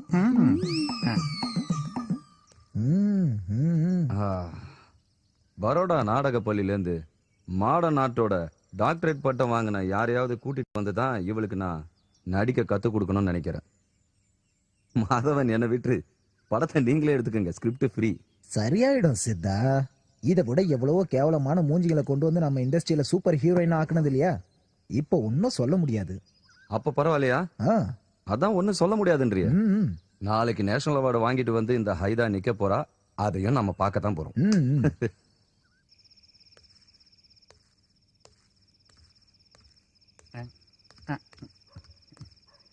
Sir sir sir sir sir ஒரு நிமிஷம். நீங்க இந்த ரூம்ல தான் படுக்கணுமா என்ன? என்னது? இல்ல, இந்த ரூம்ல தான் படுத்தாகணும் கட்டாயமா என்ன? என் ரூம்ல வேணா படுத்துக்காங்களேன், நான் வெளியில படுத்துக்கிறேன். அங்க உங்களுக்கு நல்ல வசதியா இருக்கும். என் தங்கச்சி உங்களை நல்லா கவனிச்சுக்குவா. இந்தாங்க சாவி. நீ அவளுக்கு யாருன்னு சொன்ன? அண்ணன். அண்ணனா? சொல்லிக்கிறதுக்கு தான் அண்ணன். ஆனா உன்ன மாதிரி ஆளுக்கெல்லாம் ஒரு பேர் இருக்கு, அதை நினைச்சு பார்த்த சிரிப்பு வந்தது. ஆட என்ன சார், இப்ப பேசுறதுதான் முக்கியமா. போய் சொல்லி பாருங்க. போங்க சார். அட போங்கன்னு சொல்றல. என்னடா சொன்ன? டேய், எனக்கு தோணணும். என்ன வற்புறுத்தலாம் நினைக்காத, புரிஞ்சுதா? போடா. பெரிய யோகிய மாதிரி நீங்க பேச வேண்டாம். எங்களுக்கு எல்லாமே தெரியும். பொண்ணு நான் நீங்க மூழ்கி முத்து எடுப்பீங்க. என்னடா சொன்ன? என்ன பண்ற நீ? அப்படி என்னதான் போச்சு தெரியல இந்த ஆளுக்கு. கிறிஸ்மஸ் நாள் அன்னைக்கு முழுவதும் டேஃபோடில்ஸ்ல தான். ஆதி போன் பண்ணிருந்தான். அவன் குரல்ல ஒரு ஏக்கம் தெரிஞ்சது. ஆனா இன்னைக்கு ஹை பாயிண்ட் அந்த டெலிபோன் கால் தான். அந்த வாய்ஸ என்னால மறக்கவே முடியாது. இன்னைக்கு என்னோட பிறந்த நாள். அவ ஞாபகமா எனக்கு போன் பண்ணியிருந்தா. அவ கூட எனக்கு பேசறதுக்கு ஆசை இருந்தாலும் அதுக்கு நான் எப்பவும் முயற்சி பண்றது இல்லைன்னு தான் உண்மை. தேவையில்லாத விஷயங்களை பேச என் மனசும் நாக்கும் ஒத்துக்கவே ஒத்துக்காது. There is a magic. அது குரல்லையோ அல்லது சொல்ற விஷயத்திலயோ இல்ல. அவ ரெப்ரசன்ட் பண்ற ஒரு புதுமையான பெண்ணுக்குரிய அழகிய அலர். அவளுடைய உடல் என்னை சலனப்படுத்தினதே கிடையாது. மனசுக்குள்ள அடக்கி வச்சிட்டு இருக்கிற மோகத்தை தீர்த்துக்கணும்னு அவகிட்ட சொல்லவும் தோணல. ஆனா பதட்டம் இருக்கு. ஏன்னா அதுதான் மனிதனோட இயலாமை போல இருக்கு. உங்க அப்பாவோட வாழ்க்கையில இருந்த பெண்களை பத்தி உங்ககிட்ட சொல்றது ஒன்னும் தப்பு இல்லைன்னு நினைக்கிறேன். நீ அவனோட மகன், தெரிஞ்சுக்கணும். மறைச்சு வைக்கிற அளவுக்கு அவர்கிட்ட எந்த ரகசியமும் கிடையாது. Shockingly transparent. எல்லாமே விவரமா அப்பா எழுதி வச்சிருந்த டைரி எனக்கு கிடைச்சது. அதுல இருந்து நான் ஒவ்வொரு பக்கமா படிச்சிட்டு இருக்கேன். வேணும்னா நான் கடைசி வருஷத்தோட டைரி எடுத்து படிச்சா எனக்கு எல்லாமே தெரிஞ்சிடும். But that's kill the fun. I doubt. நீ இதுல ஒரு ஃபிக்ஷனோட பாசிபிலிட்டியை யோசிக்கிற, கரெக்டா? அப்பாவோட வழிகள்ல ஃபாலோ பண்ணி சில கிரே ஏரியாஸ பார்த்தா அனுபவசாலி நீ. இப்போ அதெல்லாம் ஒண்ணும் தோணல. புக்ல இருக்கிறத மட்டும் தான் படிக்கிறேன். உன் தேவை என்னன்னு எனக்கு புரிஞ்சிருச்சு. இதை வச்சு ஒரு நாவலோ இல்ல அவரோட பயோகிராஃபியோ எழுதணும்னு நினைக்கிறேன். கரெக்டா? Nothing wrong. அவரோட வாழ்க்கையே ஒரு பெரிய சரித்திரம் தான் சொல்லணும். அங்கிள், டெலிபோன் கால்ல வந்த பொண்ணை பத்தி எனக்கு தெரிஞ்ச வரைக்கும் அப்பா இது வரைக்கும் இவ்வளவு பொசிசிவா இவ்வளவு அப்செட்டா எந்த பொண்ணை பத்தியும் எழுதினதில்ல. ஒவ்வொரு வரியிலும் I could sense a deep romance. இல்ல, ஒரு டெலிபோன் குரல் மூலமா அப்பாவோட வாழ்க்கையில வந்த பொண்ணை பத்தி அவர் ஒரு தடவை நிறைய பேர் சித்தார்த்த தேடி வந்திருக்காங்க. ஆனா அந்த மாதிரி தேடி வந்த பெண்கள் எல்லார்கிட்டயும் ஜோவியெல்லாம் பழகுனது இல்ல. அப்புறம் எனக்கு தெரிய வேண்டியது அந்த ஹைடாவை பத்தி. அவர் எடுத்த படத்துல சோமனங்களோட 2வது ஒய்ஃபா நடிக்க வந்தது. ஹைடாவா? சித்தார்த்துக்கு சுத்தமாவே பிடிக்காது. லாஸ்ட் மினிட்ல யாரும் இல்லாததுனால அவ நடிக்க வேண்டியதாயிடுச்சு. பட் சர்ப்ரைசிங்லி அவ அந்த படத்துல ரொம்ப நல்லா நடிச்சிருக்கா. சரி, இப்ப அவங்க எங்க இருக்காங்கன்னு தெரிஞ்சுக்கலாமா? சில சின்ன படம்லாம் பண்ணிட்டு ஃபீல்ட் அவுட் ஆயிட்டா. எங்க இருக்கான்னு வேணும்னா கண்டுபிடிக்கலாம். நிச்சயம் கண்டுபிடிக்கணும் பாலன் அங்கிள். நான் உங்களை பார்த்தே ஆகணும். மேடம், மேடத்திற்கு ஒரு விசிட்டர் வந்திருக்காங்க. நீ போ வர.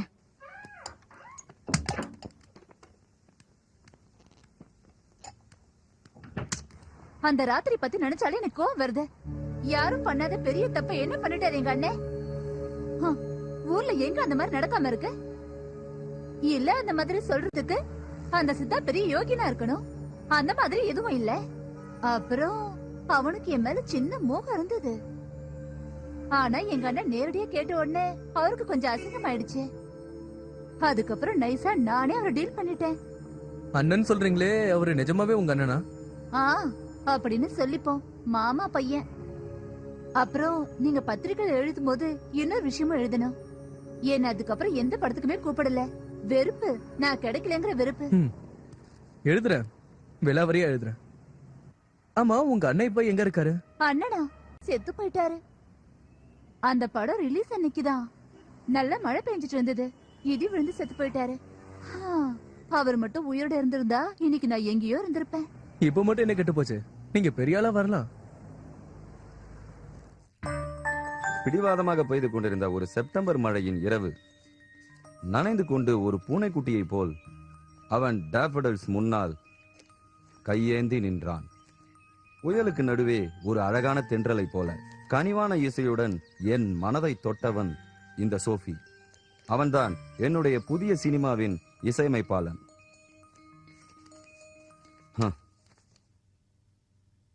என்னுயிரே, என்னுயிரே, உன் ஞாபகம் தினம் என் விழியில் வந்தாடுது, விழியில் வந்தாடுது. நல்லா இருக்கு. நல்லா இருக்கு. என்னுயிரே, என்னுயிரே, உன் ஞாபகம் தினமே விழியில் வந்தாடுது. ஒரு வாட்டி பாடு. என்னுயிரே, என்னுயிரே, என்னுயிரே, உன் ஞாபகம்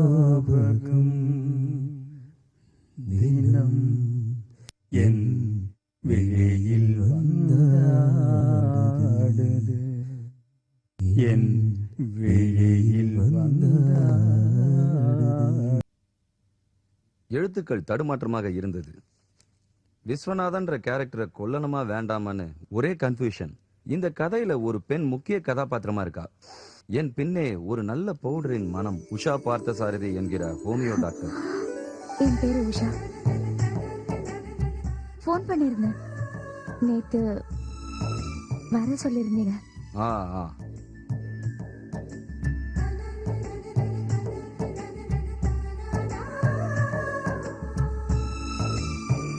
உட்காருங்க. அப்படி கட்டில உட்காருங்கன்னு சொன்னேன். இல்ல பரவாயில்ல, நிக்கிறேன். என்ன விஷயமா வந்தீங்க? ஒண்ணுல, சும்மா பாக்கலான்னு. எதுக்கு? எதுக்கும் இல்ல, சும்மாதான். சும்மா பார்த்துட்டு எனக்கு எனக்கு படங்கள்லயே உங்களோட படங்க தான் ரொம்ப பிடிக்கும். அப்படின்னா சினிமாவை பார்த்தா போதாதா? என்ன ஏன் நேர்ல பார்க்கணும்? என்கிட்ட ஒரு ஈர்ப்பு ஏற்படுற மாதிரி இருக்கா? ஐ மீன் உடல் ரீதியான அட்ராக்ஷன்? ஐயே இல்ல, என்ன பேசுறீங்க? Okay okay. ஆனா எனக்கு தோணுது உங்களை இந்த கட்டில படுக்க வைக்க. உங்களை பார்த்த உடனே எனக்கு அப்படி தோணுது. I want to make love to you. No.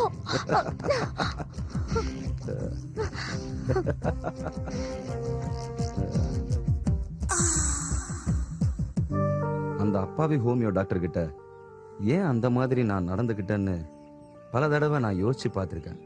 அந்த திரைக்கதையை நான் முடிக்கிறதுக்கு ஒரு மேனியாக்கோட பாவத்தை எனக்குள்ள நான் உருவாக்க வேண்டி இருந்தது. அதெல்லாம் சும்மா என்னையே நான் காப்பாத்திக்கிற பிலாசபி. திடீர்னு உருவான ஒரு செக்ஸுவல் அப்பியரன்ஸ், காட்டு மிருகங்களுக்கு ஏற்படுற ஒரு உடல் ஈர்ப்பு, ஒரு வெறி. பகிரங்கமா சொல்லணும்னா அதான் உண்மை. ஆனா அதுக்கப்புறம் என்கிட்ட அவ சொன்னான், அந்த ரோனஸ், அந்த பார்பேரியன் இன்வேஷன், அதுதான் அவளை மறுபடியும் டாஃபடல் ஸ்கூல்ல வர வச்சதுன்னு. ஒரு ஹோமியோ டாக்டர், நீங்க ஒரு ரெவல்யூஷன் தான்.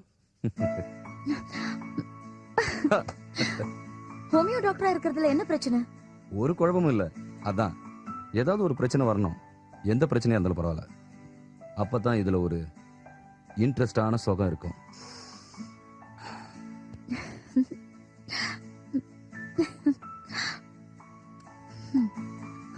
You're a pervert. No perversions my dear, only versions. என்ன சந்தேகம்? நீயும் மோசம் இல்ல. ஆனா நீங்க சொல்ற ப்ரோவர்ஷன்ல ஒரு தப்பான எண்ணம் இருக்கு. That kills the party. இத பத்தி பேச வேண்டாமே. அதெல்லாம் முடியாது. நீன்னு கூப்பிடுறப்போ நாம கொஞ்சம் நெருங்கின மாதிரி தோணும். தூரமா இருந்தா போர் அடிக்கும். ஆனா பக்கத்துல இருந்து பேசும்போதும் அன்பை பரிமாறும் போதும் ஒரு ரொமான்ஸ் இருக்கும். அது ஒரு அற்புதமான சுகம். அப்போ மனைவி மேல இருக்கிற பாசம்? என் குழந்தைங்களோட அம்மான்ற ஒரு அக்கறை. எனக்கு அவ மேல பக்தி இருக்கு, ஆனா ஆசை இல்ல. யார் என்னை பத்தி என்ன சொன்னாலும் அவ நம்ப மாட்டா. எனக்கு சில தடவை தோணிருக்கு, நான் இந்த மாதிரி மற்ற பொண்ணுங்களோட இருக்கிறத நேர்ல பார்த்தாலும் நம்ப மாட்டா. என்ன அவ முழுமையா நம்புறா. அவ நம்பிக்கை என்ன நிறைய தடவை பயமுறுத்தி இருக்கு. அவகிட்ட நான் குழஞ்சு போற ஒரு ட்ரஸ்ட். நானும் ஒரு பொண்டாட்டி தான்.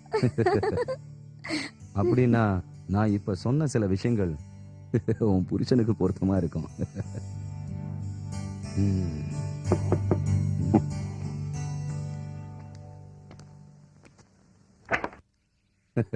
பதினொன்றரை மணிக்கு வரேன்னு சொல்லிட்டு இப்படி கதவை சாத்திட்டு உள்ள இருந்தா என்ன அர்த்தம்? தெரியுமா இவர? மாதவன், திரைக்கதை வசனம் எல்லாமே. நீ போ உஷா. வரேன். உனக்கு இவள தெரியுமா? இப்படி என் கணவர் இறந்ததுக்கு அப்புறம் எனக்கு 2 வழிதான் இருந்தது. ஒண்ணு, இதை விட்டுட்டு பிராக்டிஸ தொடரணும். இல்லைன்னா பிராக்டிஸ விட்டுட்டு ஃபர்ஸ்ட் சாய்ஸ்ல ஃபுல் டைமா இன்வால்வ் ஆகணும். வாழறதுக்கு இதுதான் பிராக்டிக்கல்னு தோணுச்சு. சித்தார்த் சாருக்கும் எனக்கும் நடுவுல இருந்த உறவு. ஓகே ஓகே, அத நானே சொல்றேன். அப்பாவுடைய டைரிய படிச்சதுல இருந்தே எனக்கு தெரியும் உங்க 2 பேருக்கும் உள்ள உறவுகள் எல்லாமே. அதே ஹேய், நோ அப்பாலஜைஸ். அப்பாவுடைய தொடர்புகளை தப்பான கண்ணோட்டத்தோட பாக்குற சராசரி மகன் இல்லனா. உண்மையை சொல்லணும்னா அப்படிப்பட்ட சில உறவுகள்ல சந்தோஷம் இருக்குன்னு எனக்கும் தெரியும். தெரிய வேண்டியதுல எனக்கு ஒரு டெலிபோன் கால் பத்தி தான். அப்பாவுக்கு எப்ப பார்த்தாலும் வந்துட்டு இருக்க அந்த பொண்ணோட கால். ஓ, உனக்கும் அந்த காலை பத்தி தெரியுமா? என்ன நிறைய தடவை நிலக்கொலைய வச்ச கால். What out of jealousy. But Siddhan அந்த காலுக்கு கொடுத்த முக்கியத்துவம், கான்சென்ட்ரேஷன், அந்த பொண்ணை அவர் ஒரு தடவை கூட பார்த்ததே இல்லை. அப்படி இருந்தும் ஒரு தடவை தனுஷ்கோடிங்கிற படத்தோட கதைய படிக்கிறதுக்கு என்கிட்ட கொடுத்தாரு. அதுல சிவகாமின்னு ஒரு கதாபாத்திரம் இருந்தது. அப்பதான் எனக்கும் தோணுச்சு, சித்தனோட வாழ்க்கையில ஏதோ ஒரு ரகசியம் இருக்குன்னு.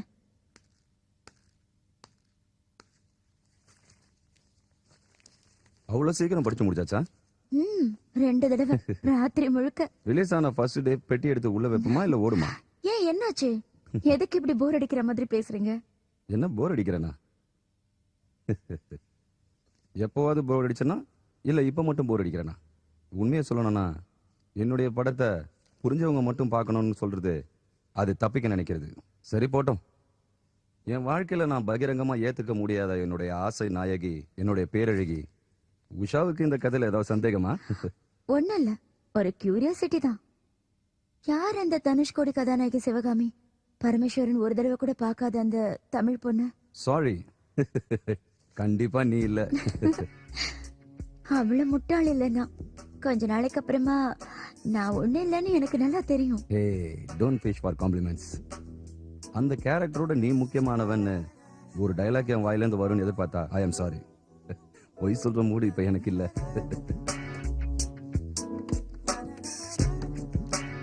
பரவாயில்ல, உண்மையை சொல்லுங்க. சித்தார்த்தனோட சிவகாமி யாரு? என்னுடைய உண்மையான வாழ்க்கையிலிருந்து நான் கொண்டு வந்த கதாபாத்திரம் தான் சிவகாமின்னு நீங்க உறுதியா சொல்லும் பொழுது I feel more entice to you. It makes you more desirable.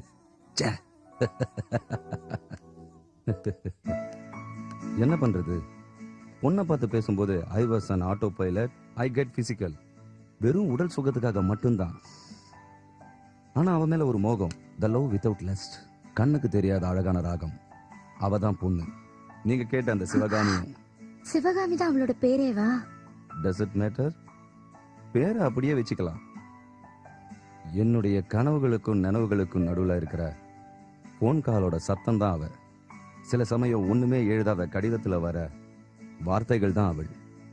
வேற மாதிரி சொல்லணும்னா நர்சரி குழந்தையோட 4 லைன் பேப்பர்ல எழுதின அறகுறையான எழுத்துக்கள் தான் அவள். மூச்சு தீண்டாத, உடல் உரசாத, புனிதமானது தான் என் முதல் காதல். My first love. கடைசி காதலும் அதுதான். அவர் எனக்கு முதல்ல அறிமுகமானது ஐஎம்முடைய ஒரு சிம்போசியம்ல தான். அதிகமா பழகினது மாயா பஜாரோட சினிமா ஷூட்டிங்ல தான். டாக்டர் வைத்தியநாதன். இன்னைக்கு நான் அவரை பார்க்க போயிருந்தேன். வைத்தி வசிக்கிற இடம் ரொம்ப சுவாரஸ்யமா இருந்தது. இறந்து போனவங்க கூட பேசக்கூடிய ஒரு ஆளுக்கு எதுவுமே சுவாரஸ்யமா தெரியாது. நம்மளால பார்க்க முடியாத ஒரு உலகத்தை ரொம்ப அற்புதமா அவர் பார்த்தாரு. வைத்தியோடு நான் கழித்த நிமிடங்கள். டாக்டர் வைத்தியநாதன், அவரை நான் பார்க்கணும்னு ஆசைப்பட்டதே அப்பாவுக்கும் அவருக்கும் இருந்த நட்பு தான் காரணம்னு நினைக்கிறேன். அவரு அவங்க கூடலாம் நல்லா பேசுவாரு. எனக்கு என்னமோ அவர்கிட்ட இருந்து விவரங்களை தெரிஞ்சுக்க முடியும்னு தோணுச்சு.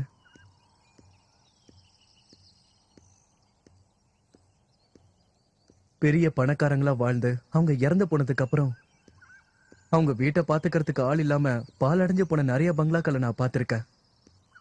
அந்த மாதிரி ஒரு பாழடைஞ்ச பங்களால தான் அப்பாவுடைய நண்பர் டாக்டர் வைத்தியநாதன் வாழ்ந்துட்டு இருந்தாரு.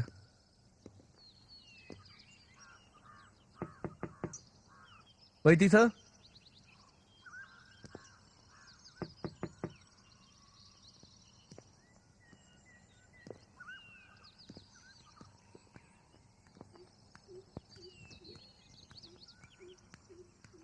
அண்ணா இங்க டாக்டர் வைத்தியநாதன். அண்ணா உங்களதான், ஏதாவது சொல்லுங்க.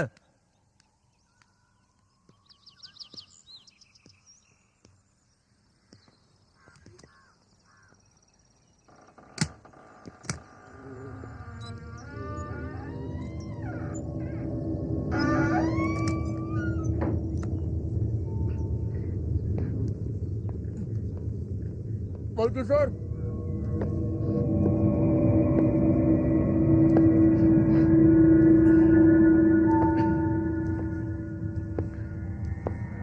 வைத்தி சார்,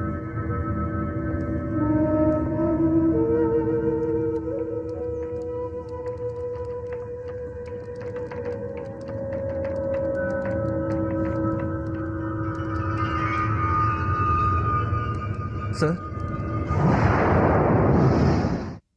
நான் அவரை பார்த்தப்போ ஏதோ மேலிக்னன்சி பாதிச்சு அவருடைய குரல் போயிடுச்சுன்னு கேள்விப்பட்டேன்.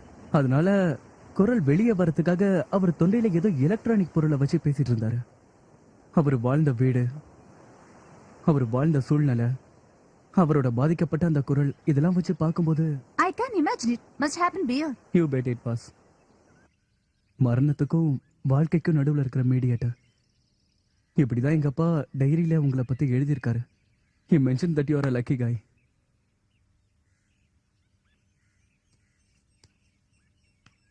லக்கி, இது அதிர்ஷ்டமான்னு எனக்கு தெரியல. சில வருஷங்களுக்கு முன்னாடி இது அதிர்ஷ்டம் நினைச்சு ஒரு மனுஷன் வாழ்ந்துகிட்டு இருந்தான். ஒரு கலைஞன். ராமர் கோயிலுக்கு போயிட்டு திரும்பி வரும்போது திடீர்னு வழியில ஆவிகளை நேர்ல பார்த்தாரு. பயந்து போன அவரோட அதுங்க பேச ஆரம்பிச்சுது.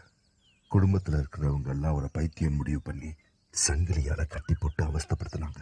அவர் தான் மணி ஐயர், எங்க அண்ணன்.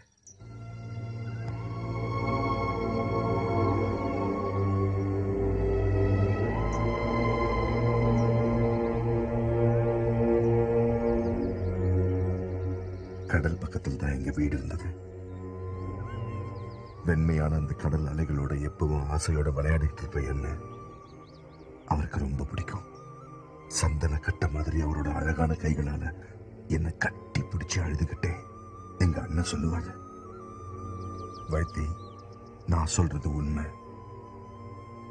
மணி என்ன பேச்சுல எனக்கு எந்த சந்தேகமும் இல்லைன்னு அவர் மனசுல நல்லா உறுதிப்படுத்திக்கிட்டதுக்கு அப்புறம் மெதுவா அண்ணன் அவரோட உலகத்தை எனக்கு காமிச்சாரு.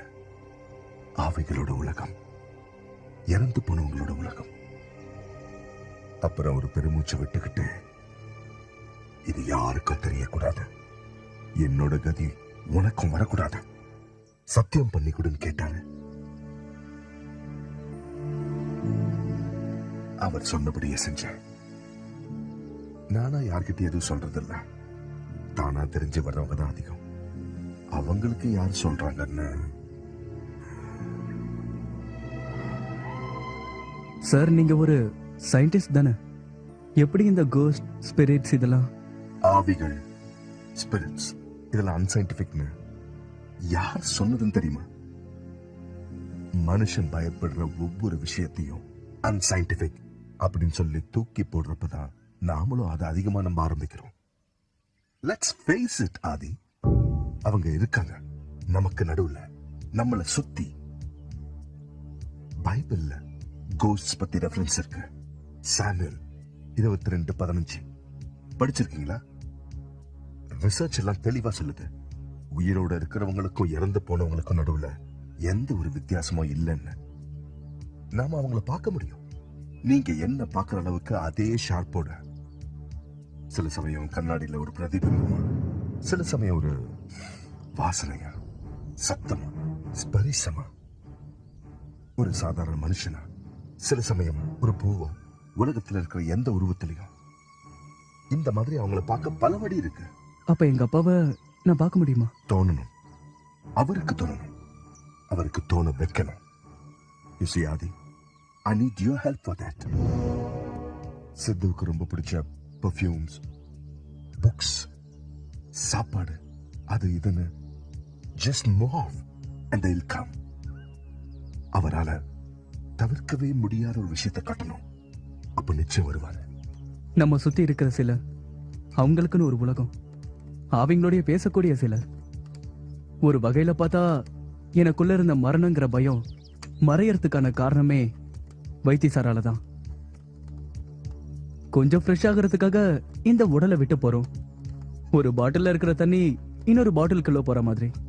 திடீர்னு ஒரு நாள் மரணம்.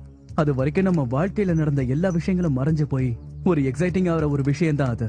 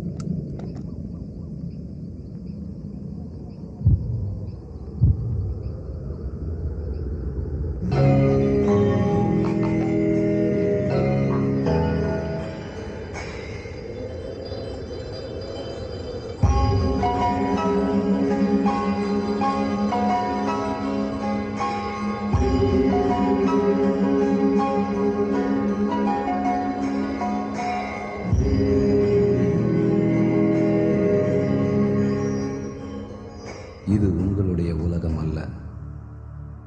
உங்களை விட பெரியவர்கள் நாங்கள் தான். இங்கே இருந்து மோகங்கள் இல்லாமல், வெறுப்புகள் இல்லாமல், உங்களை எல்லாம் பார்த்து, உங்கள் முட்டாள்தனங்களை பார்த்து சிரிக்கின்றோம். எங்குமே வாழ்கின்றோம். சொல்வதற்கு கொஞ்சம் தயங்காத ஒரு சுதந்திரம். மரணம்தான் என்றும் நிரந்தரமான ஜனனம் என்று நீங்கள் அறியும் நிமிஷம்தான் வாழ்க்கையை புரட்டி பார்க்கும் தருணம். அதை காலத்தின் கையில் ஒப்படைத்து விடுங்கள். ஒரு கோழையைப் போல மரணத்தைக் கண்டு பயந்து வாழ்கிறீர்கள். உங்களோட பையன் இன்னைக்கு என்ன பார்க்க வந்திருந்தான். அப்படி எதுவுமே இல்லை. மகன், மகள், மனைவி, சொந்தங்கள், இவைகள் எல்லாமே ஒரு மாயை தான். அட்டாச்மெண்ட் இன் எ பியூரஸ்ட் ஃபார்ம். அதுதான் நாங்கள் அனுபவிக்கும் சொர்க்கம்.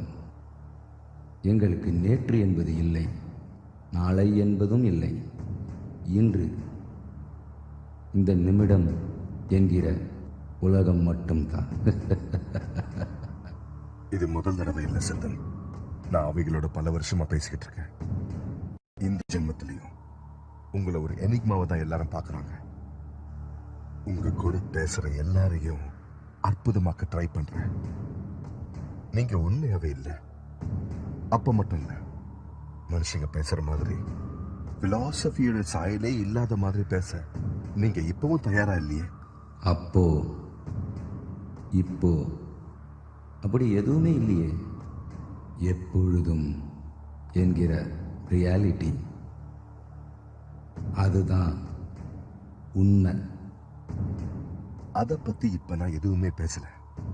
உங்களோட மரணம் யாருக்கும் புரியாத ஒரு மர்மமாவே இருக்கு. உங்களோட பையன் அந்த ரகசியம் தெரியாம ரொம்ப குழம்பி போயிருக்கான். பேசுங்க சித்தன், பேசுங்க. If you can. என்ன நடந்ததுன்னு சொல்லுங்க. Come on.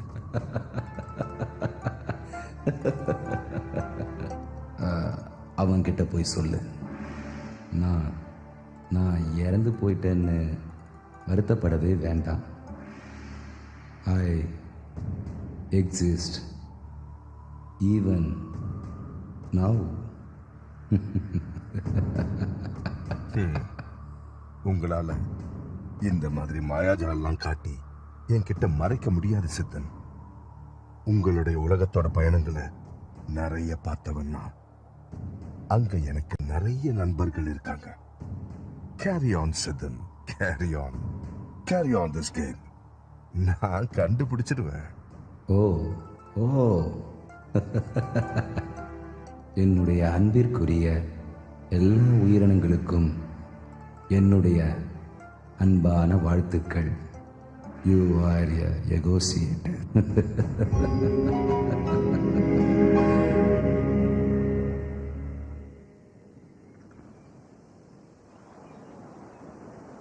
மறுபடியும் அவர் வருவாரு. அந்த டெலிஃபோன் பொம்பளை பத்தியும் அப்பாவுடைய மரணத்தை பத்தியும் விலாவரியா நான் வந்து உன்கிட்ட சொல்றேன்னு வைத்தி சார் போயிட்டாரு. இப்படி திடீர்னு போயிட்டாரு. அந்த கேரக்டர் வேஸ்ட்னு தோணுதா? ஆதி இவ்ளோ பில்டப் எல்லாம் கொடுத்துட்டு ச்சே வேஸ்ட்பா. ஆக்சுவலா இதுதான் நடந்தது Padma. It's more fact and fiction. நடந்த விஷயங்கள்லாம் அப்படியே இருக்கணும்ன்றதுக்காக தான் இந்த நாவலையே நான் எழுத ஆரம்பிச்சேன். அது சரி, இப்படி ஒரு பாதியில கூட்டிட்டு வந்துட்டு பாதியிலேயே முடிச்சா அது என்ன அர்த்தம்? எல்லாரும் கல் எடுத்து அடிப்பாங்க. ஓகே, நான் அந்த ஏரியாவை ரீவொர்க் பண்ணி பார்க்கறேன். Hey no fun. Hey I know it's a genuine reflection. Thank you. சரி, அதுக்கப்புறம் கதை என்னன்னு சொல்லுங்க. இன்னொரு இன்ட்ரெஸ்டிங்கான கதாபாத்திரத்துக்கு லீட் கொடுத்ததே மாதவன் அங்கிள் தான். ஒரே ஒரு கதை எழுதி தற்கொலை பண்ணிக்கிட்ட உத்தமன் விலைனிங்கிற ஆர்டிஸ்டோட ஒய்ஃப் தான். ராஜி. அப்பாவுக்காக ஒரு அற்புதமான மரணங்கிற உத்தமன் ஒரு கதையை ரெடி பண்ணியிருந்தாரு. பரோட்டெல்லாம் காலி ஆயிட போது சீக்கிரமா கொஞ்சம் மாவு பிசைஞ்சு வைங்க. வேலை குத்தா நாங்களும் செய்வோம்ல. அதுக்கு நிறைய பேர் இருக்காங்க. சாப்பிட்டுட்டு உன் வேலையை பார்த்துட்டு போ.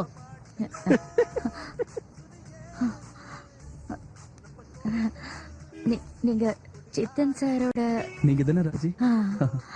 வணக்கம். உட்காருங்க.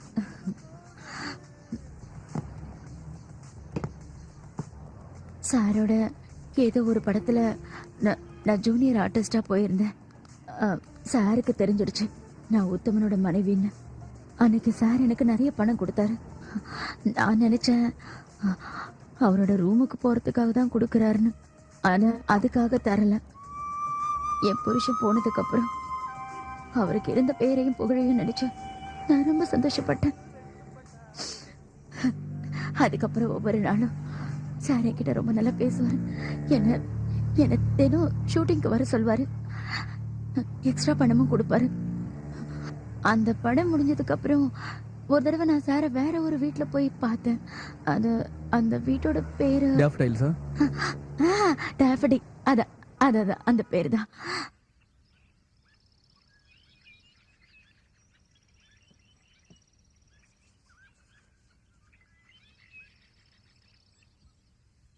ஆஹா, என்னங்க நீங்க இந்த நேரத்துல உட்காந்து எழுதிட்டு இருக்கீங்க? அப்படி என்னதான் எழுதுவீங்களோ? இன்னும் எவ்வளவு நாள் இப்படியே எழுதிட்டு இருப்பீங்க? யாருக்காக இப்படி வாங்கன்னு எழுதுறீங்க?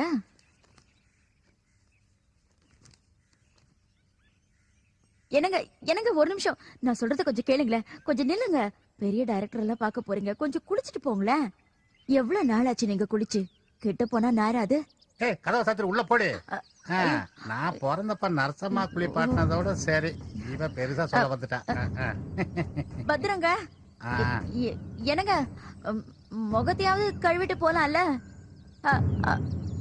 ஐயோ, முதல்ல நல்லா குளிடா, உடம்புக்கு எதனா ஆக போகுது. நல்லா அப்பா ஜன்னி வந்துடும் போல இருக்கா.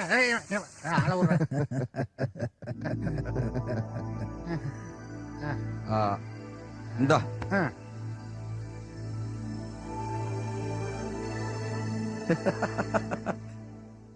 அப்போ இதுதான் ஒரிஜினல் நிறமா? இவ்வளவு நாள் பார்த்ததெல்லாம் ஏன்டா நீ இப்படி குளிக்காம உடம்பு அழுக்கா வச்சுட்டு இருக்க? அப்படி என்ன நீ கலைய வளர்க்க போற, கதை எழுத போற? இப்ப எவ்வளவு அழகா சுத்தமா இருக்கான் பாரு. பல்லு தேய்க்காம, குளிக்காம, தலைய கழுவாம ஏன் இப்படி இருக்கான்னு தெரியவே மாட்டேங்குது. காதுல அழுக்கும், மூக்குல அழுக்கும். இப்படியே இருந்துனா உடம்புல பெரிய பெரிய கட்டி தான் வரும். மனுஷனுக்கு உடம்புல பாதி நோய் வரதுக்கு காரணமே இப்படி குளிக்காம இருக்கிறது தான். இங்க பாருடா, இனிமே ஒழுங்கா காலங்காத்தால குளிச்சுட்டு வீட்டை விட்டு கிளம்பு, இல்லன்னா அடிச்சு பல்லுகளெல்லாம் நொறுக்கிடுவேன். அட போத விடு சித்தா. விடுறதா? இவனை நம்ம வளர்த்து விட போறோம் இல்லையா மாதவன்? வளர்த்து என்ன பண்ண போறோம் தெரியுமா? இனிமே வர பிலிம் ஃபெஸ்டிவலுக்கெல்லாம் தாடியை வளர்த்து ஜிப்பாவை போட்டு விட்டு அப்படியே பரம்பரையா பெரிய கதை எழுதுற ஆள் மாதிரி ஒரு பில்டப் கொடுத்து தியேட்டருக்கு வர ஒவ்வொரு ஆடியன்ஸையும் இவனை, இந்த லூச ஆராதிக்கிற ஒரு கலைஞனை மாத்தணும்.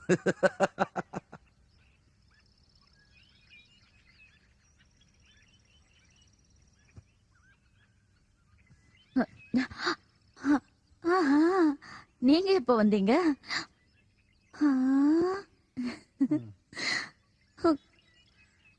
உள்ள வாங்க.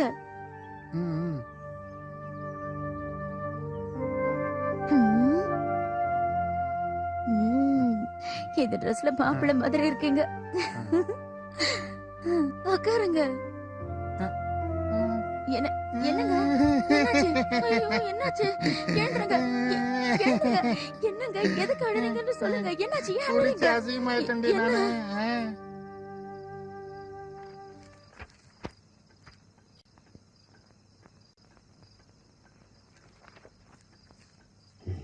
அற்புதமான ஒரு மரணம்.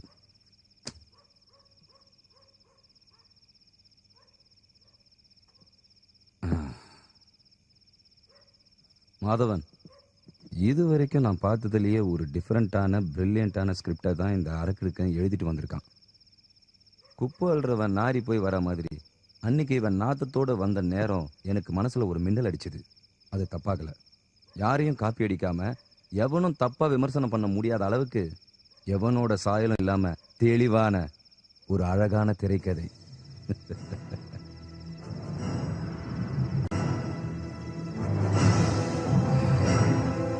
மாதவன், இந்த ஸ்கிரிப்டோட பேஸ் என்னன்னு தெரியுமா? இந்த உலகம் வாழணுக்காகவா இல்ல செத்து போனவனுக்காகவா? நம்மளை விட இறந்தவங்க தான் அதிக நாள் வாழ்ந்திருக்காங்க. இறந்து போனவங்களோட எண்ணிக்கையை விட இப்ப வாழ்ந்துட்டு இருக்கிறவங்களோட எண்ணிக்கை ரொம்ப கம்மி. அதையும் விடுங்க, இவ்வளவு நாள் நம்ம வாழ்ந்து என்ன பிரயோஜனம்? அவங்களோட தானே யதார்த்த உலகம், வாழ்க்கை. ஒரு புதிய வாழ்க்கையை தொடங்கணும்னா நாம செத்து தானே ஆகணும். A fantastic positive light. டே நிறுத்து. அதிகமா சிகரெட் குடிச்சா இறந்து போயிடும்னு தான் நான் சிகரெட்டையே நிறுத்தினேன். இப்படி ஒரு அடியா பயங்கரமா கதை எழுதிட்டு இருந்தா மரணமா மண்ணாங்கட்டியன். டே உத்தமா, எடுத்துட்டு போடா, இதெல்லாம் போடா. அவனை அப்படி சாதாரணமா எடை போடாத. அவன் இங்க இருக்கிறதுக்கு எல்லா தகுதியும் இருக்குது. சார், மனசு நிறைஞ்சிருச்சு சார். இது எல்லாம் நீங்க பெருசா சினிமாவை எடுக்க வேணாம் சார். என்ன புரிஞ்சுக்கிட்டீங்கல்ல, நல்லா தெரிஞ்சுக்கிட்டீங்கல்ல, என் கதை உங்களை திருப்தி படுத்துருச்சு இல்ல, அது போதும் சார். உங்ககிட்ட நான் ஒரு விஷயம் கேட்க போறேன் சார். தயவு செஞ்சு கொடுப்பீங்களா?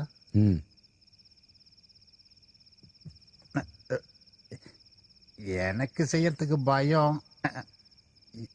எவ்வளவு தண்ணி அடிச்சாலும் தைரியம் வரமாட்டேங்குது. எனக்கு நீங்க தான் உதவி பண்ணணும் சார். உன் கதை அரங்கேறதுக்கு உனக்கு ஒரு சப்போர்ட் வேணும் இல்ல? உத்தமா,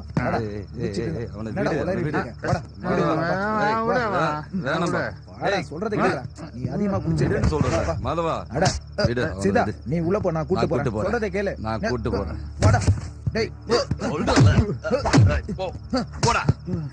நீ அடிச்சிட்டல, நட்பு அவமானப்படுத்திட்டியடா. தண்ணி அடிச்சா கண்ணு மணி தெரியாதுல்ல, இனிமே நான் உன்னை பார்க்கவே மாட்டேன்டா.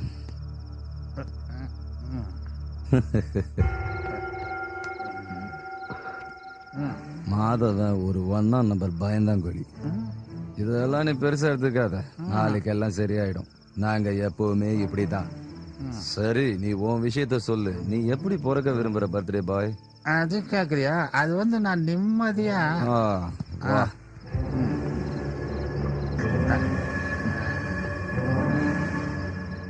உத்தமா, உனக்கு ஒரு புது வாழ்க்கையை ஏற்படுத்தி கொடுக்க போற பாக்கியம் எனக்கு.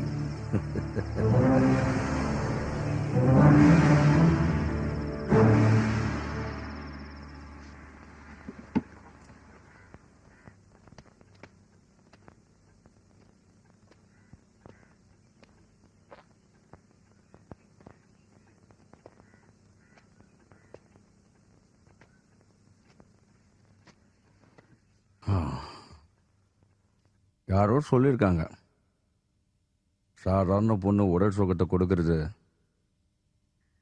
ஏதோ வாழ்க்கை நடத்துறதுக்குன்னு சொல்றாங்க. அது ஒரு உண்மையான பொய்ன்னு சொல்லுவேன். நான் கேட்ட கேள்விக்கு நீங்க இன்னும் பதில் சொல்லல. எதுக்காக என் புருஷனை? அவன் ஆசைப்பட்டான், அவனுடைய தேவை. நான் அவனுக்கு உதவி பண்ணேன். சும்மா சொல்றீங்க.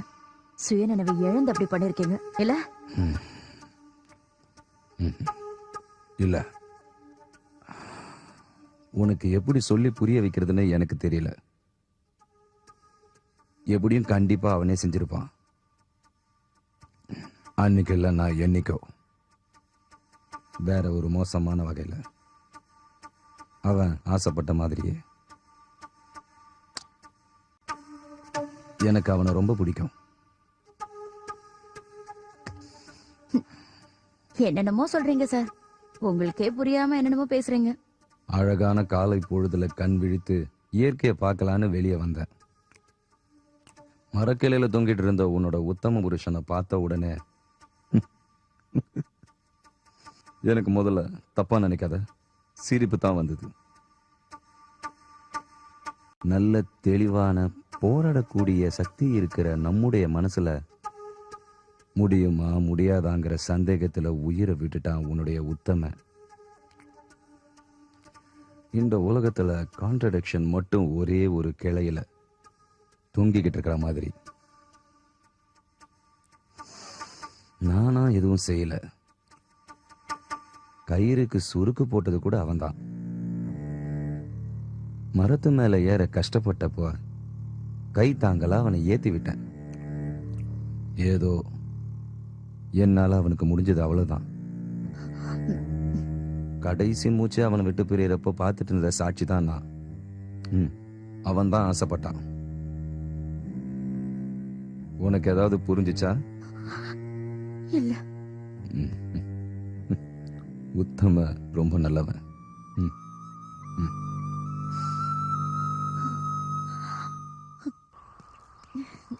இத வார்த்தைக்காக சொல்றேன்னு நினைக்காதீங்க. நிஜமாவே எனக்கு ரொம்ப கஷ்டமா இருக்கு. நான் உங்களுக்கு ஏதாவது செய்யணும்னு தோணுது. காசு ஏதாவது தரப்போறியா? உங்ககிட்ட எவ்வளவோ காசு இருக்கலாம். ஆனா அந்த காசெல்லாம் எனக்கு வேண்டாம். எனக்கு ரொம்ப சந்தோஷமா இருக்கு. ரொம்ப நாள் கழிச்சு மனசை விட்டு சந்தோஷமா ஒரு சாதாரண பொண்ணா பேசி.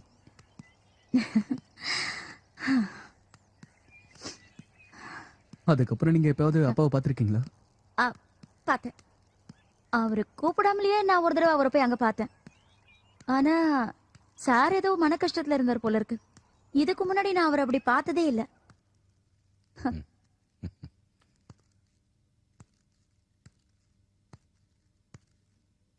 என்ன அப்படியே கத்தியால குத்தணும் போல இருக்குல்ல உனக்கு? எதுக்கு? உன் உத்தம புருஷனை உன்கிட்ட இருந்து பிரிச்சனே அதுக்காக. கத்திய வச்சு குத்தணும்லாம் ஒண்ணு தோணல.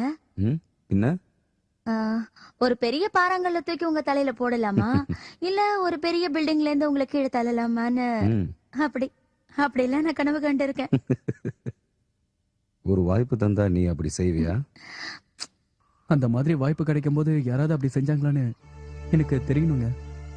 அப்படின்னா? உங்களுக்கு தெரியாது, அப்பா அந்த கட்டடத்துல இருந்து கால் தடிக்கு கீழே விழுந்து சாகல. யாரோ அப்பாவை கொண்டுட்டாங்க. ஐயோ, எதுக்கு? அதை கண்டுபிடிக்க தான் நானும் முயற்சி பண்றேன்.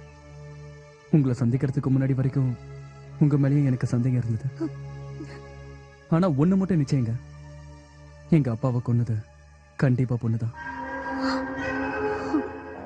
Towards the end, he had a depression. அடிக்கடி மூடியா இருக்கிற ஆளுங்கிறதுனால நான் அதை பெருசா எடுத்துக்கல. அவர் ஏதோ பெரிய நோய்க்கு அடிமையான மாதிரி மனசுக்குள்ளேயே ரொம்ப குழம்பி போயிருந்தார். அவர் எழுதின கதாபாத்திரத்தை கூட வாழற மாதிரி சில நேரங்கள்ல அவர் பைத்திய மாதிரி பிஹேவ் பண்ணதை கூட பார்த்துருக்கேன். அந்த மாதிரி எதுவும். அப்புறம் அன்னைக்கு சம்பந்தமே இல்லாம உங்க அம்மாவை பத்தியும் தனக்கு எப்பவும் ஆர்வம் உண்டாக்குற சூசைடல் ஃபேன்சி குறிச்சி பத்தியும் சொன்னாரு. இன்னும் ரொம்ப நாள் கிடையாது என்னுடைய அழகான டாக்டர் அம்மா அப்படின்னு ரீச்சல் மெத்தாகி சொல்றா. ஓ, அவங்கள பார்த்திருக்கியா? அது போட்டோம், ரொம்ப கேவலமான ஒரு நோய். புழுத்து செத்து போகன்னு சொல்லி சினிமால நிறைய டைலாக்லாம் பேசியிருக்கேன். என்னுடைய மரணம் எந்த சமயத்தில் அதுகிட்ட ஒப்படைப்பேன்னு காத்துக்கிட்டு இருக்கு. போதும், வேணாம். என்னை பத்தி நான் கவலைப்படல. என் மனைவிக்கு முன்னால ஒரு குற்றவாளியா நான் கைகூப்பி நின்னுக்கிட்டு செய்த தவறுகளுக்கு மன்னிப்பு கேட்கணும், அப்புறம் விடுதலை வாங்கணும் போல இருக்கு. நான் மூத்திரம் போனேன்னா கூட ஒருத்தரை எதிர்பார்க்கிற நிலைமை எனக்கு வேண்டாம். சீக்கிரமாவே நான் ஒரு முடிவு எடுத்துடுவேன். அதுக்காக என் மனசை தயார்படுத்திட்டேன். கடவுள் இல்லைன்னு நான் நிச்சயமா சொல்லுவேன். ஆனா இந்த வாழ்க்கையை முடிச்சுக்கிறதுக்காகவே, ஒரு தைரியத்துக்காகவே கடவுளே நான் ஒரு சில சமயம் கூப்பிட்டுருக்கேன். மை டியர் என் ஆசை நாயகி உஷாவே, suicide is my salvation. Can you be of any help? மரணத்தோட எல்லையை தொடுறதுக்காக நான் காத்துட்டு இருக்கேன். ஒத்த சேர்ப்பியா? அப்புறம் இன்னொரு விஷயம், என் மரணம் எந்த காலத்திலையும் யாருக்குமே தெரியாத ரகசியமாவே இருக்கும் மை டியர். எப்படி சித்தார்த் இறந்தான், all name will be written about it. என் காலத்துக்கு அப்புறமும் எப்படி சித்தார்த் இறந்தான்னு அதிபுத்திசாலிங்க கூட தேடிக்கிட்டே இருப்பாங்க உஷா. சோ ப்ராமிஸ் மீ, என்னோட சேர்ந்து இந்த ரகசியத்தை நீயும் காப்பாற்றணும்.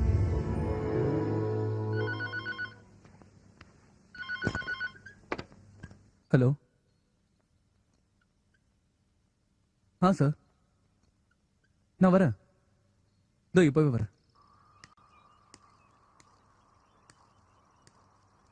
ஓ, அப்படியாச்சு. அது எங்க வச்சு நடந்தது?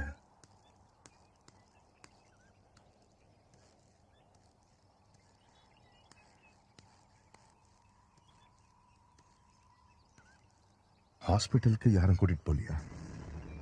நேஷனல் ஹைவே தானே, யாராவது வந்திருப்பாங்கல்ல. கஷ்டம். வைத்தி சார்,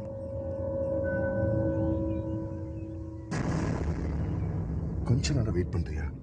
இப்ப வந்துருவேன். ஒண்ணுல அவர் வந்திருக்காருல, அவர்கிட்ட பேசிட்டு வந்துடுறேன். போயிடாத. யாரோட? என்னது?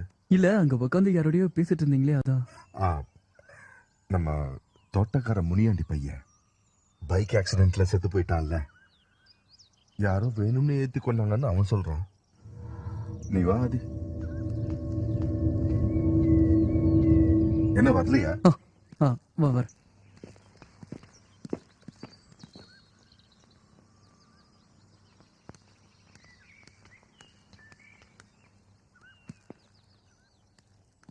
உங்க அப்பா இருக்காரு, the most encourageable soul I've ever met. என் முன்னாடி வந்தாரு, எல்லா கேள்வியும் கேட்டேன், போட்டு மடக்கி பேச வச்சிடலாம் நினைச்சேன். ஆனா ஒரு புடி கூட கொடுக்கலையே. உனக்கு எந்த விஷயமும் தெரியக்கூடாதுன்ற மாதிரி அவர் ரொம்ப உறுதியா இருக்காரு. அவரோட மரண ரகசியம் உன்னை நிலக்குலைய வச்சிரும்னு அவர் பயப்படுறார் போல இருக்கு. பட் அவர்கிட்ட பேசிக்கிட்டு இருந்த அந்த கம்யூனிகேஷனுக்கு நடுவுல அந்த டேஃபோடில்ஸ்ல இருந்து எனக்கு ஒரு நல்ல லீட் கிடைச்சிருக்கு. அதுல என்னன்னா, சித்தார்த்தன் தனக்கே தெரியாம அந்த லீடை எனக்கு கொடுத்தாருன்னு எனக்கு ஒரு டவுட் இருக்கு. மெடிக்கல் ரிப்போர்ட், மெட்ராஸ்ல விஜயா ஹாஸ்பிட்டல்ல சித்தார்த்தனை செக் பண்ண டாக்டருடைய findings, observations and insights. Go through. You know something? உங்க அப்பா ஒரு பயங்கரமான நோயில இருந்திருக்காரு. He was going to die a painful death. இன்னொன்னு, என்னோட ஒரு இன்ட்யூஷன் வச்சு சொல்றேன். உங்க அப்பாவுடைய மரணம் தற்கொலையா தான் இருக்கணும். தன்னோட உடம்ப நோய் கொஞ்சம் கொஞ்சமா சாப்பிடுறத பார்க்க சகிக்காம அவரு வைத்தி சார் சொன்னதுல இருந்தே ஐ வாஸ் பிரிட்டி கன்வின்ஸ். இந்த பத்திரிகையிலையும் சினிமாலையும் நான் பார்த்த வரைக்கும் he was capable of such madness. நான் நினைச்சேன் என்னுடைய தேடுதல் அதோட முடிஞ்சிருச்சுன்னு. ஆனா அதுக்கெல்லாம் முட்டுக்கட்ட வைக்கிற மாதிரி ஒரு நாள் கீதா என்னுடைய ரூமுக்கு வந்தா. கீதா என்னுடைய தங்கச்சி. ஆமா, சித்தி என்ன சொன்னாங்க உன்னுடைய வேலையை பத்தி? எனக்கு ஒன்றும் ஃபேண்டஸியா தோணல. கொஞ்ச நாள் வேணா வெயிட் பண்ண ஃபார் அ பெட்டர் ஜாப்.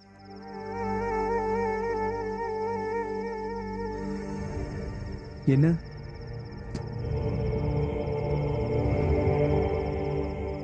என்ன ஒரு மாதிரியா இருக்க? என்னால யார்கிட்டயும் சொல்ல முடியாது. கொஞ்ச நாளாவே இதை என் மனசுக்குள்ள போட்டு வச்சிருக்கேன். இதுக்கு மேலேயும் முடியாது. எப்படியாவது இதை உங்ககிட்ட சொல்லிட்டேன்னா கொஞ்சம் நிம்மதியா இருப்பேன். நீ எனக்கு என்ன தண்டனை வேணாலும் கொடு. கொல்லணும்னு நினைச்சா கொன்னுடு. அப்பாவோட குடி ரொம்ப அதிகமாயிடுச்சு. வீட்டுக்கு வர்றது ரொம்ப கம்மியாயிடுச்சு. எப்பவும் டேஃபடல்ஸ்ல தான் இருக்காரு. மாதவன் அங்கிளோட பையன் துஷார் தான் எனக்கு ஒரு வைத்தியனை பத்தி சொன்னா. குடி பழக்கத்தை நிறுத்த முடியாத நிறைய பேர் அவர் திருத்தி இருக்காரா. நான் அவரை போய் பார்த்தேன். அங்கிள், பிரச்சனை ஒண்ணும் வராதுல்ல? என்ன பிரச்சனை? இத பாருமா, இது ஒரு ஹார்ம்லெஸ் ஆயுர்வேதிக் காம்பினேஷன்.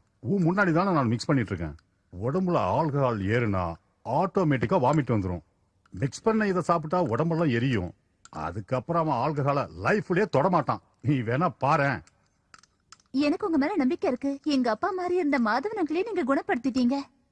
ஆனா எனக்கு ஒரு சின்ன பயம். இது ஆல்கஹாலோட மிக்ஸ் பண்ணும்போது அவருக்கு ஏதாவது பிரச்சனை வந்துருமா? ஒன்னும் ஆகாதுமா. எரிச்சல் கொஞ்சம் அதிகமாகும், வாமிட் வரும். அதுவும் போதை தெளிகிற வரைக்கும் தான். அப்புறம் எல்லாம் சரியா போயிடும். அம்மாவோட வேதனையை என்னால பார்க்க முடியாமதான் அம்மா அடிக்கடி சொல்லுவாங்க அப்பா குடிக்கிறதுக்கு காரணமே அம்மா தானா. எங்க அம்மா மாதிரி ஒரு பட்டுக்காட்டு பொண்ணை கல்யாணம் பண்ணிக்கிறதுக்கு அப்பாக்கு விருப்பமே இல்லையா? அம்மாவை இஷ்டமே இல்லாம தான் கல்யாணம் பண்ணிக்கிட்டாரா? அப்பா வீட்டுக்கு வரலன்னா அதுக்கு காரணம் அம்மா தானா? இப்படி என்னென்னமோ பேசி அம்மாவே குழம்பிக்கிட்டு இருக்காங்க. எல்லா குழப்பத்தையும் இந்த பாட்டில் தீத்துரும். 150 ரூபாய் எடு. நான் அப்பா குடிக்கும் போது அந்த மரத்தை மிக்ஸ் பண்ணேன். ஆனா காலையில அப்பா அதுக்கப்புறம் துஷார் என்கிட்ட பேசவே இல்லை. என்ன காரணம்னு எனக்கு தெரியல. நான் துஷார் கிட்ட பேசுறது அப்பாக்கு கொஞ்சம் கூட இஷ்டமே இல்ல. அப்பாக்கும் துஷாருக்கும் இதனால எப்பவும் சண்டை நடந்துகிட்டே இருக்கும்.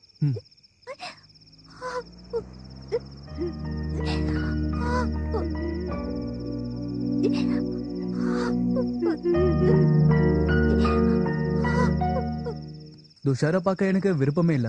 அவனுக்கும் கீதாக்கும் இருக்கிற பிரச்சனை தீர்த்து வைக்கணும்னு எனக்கு தோணவும் இல்ல. எங்க அப்பாக்கே பிடிக்காத ஒரு உறவை தொடர வேணான்ற ஒரு எண்ணம் தான் எனக்குள்ள இருந்தது. அது மட்டும் இல்ல, அதுக்கப்புறம் அவனை பார்க்கணுன்ற எந்த நினைப்புமே எனக்கு வரல.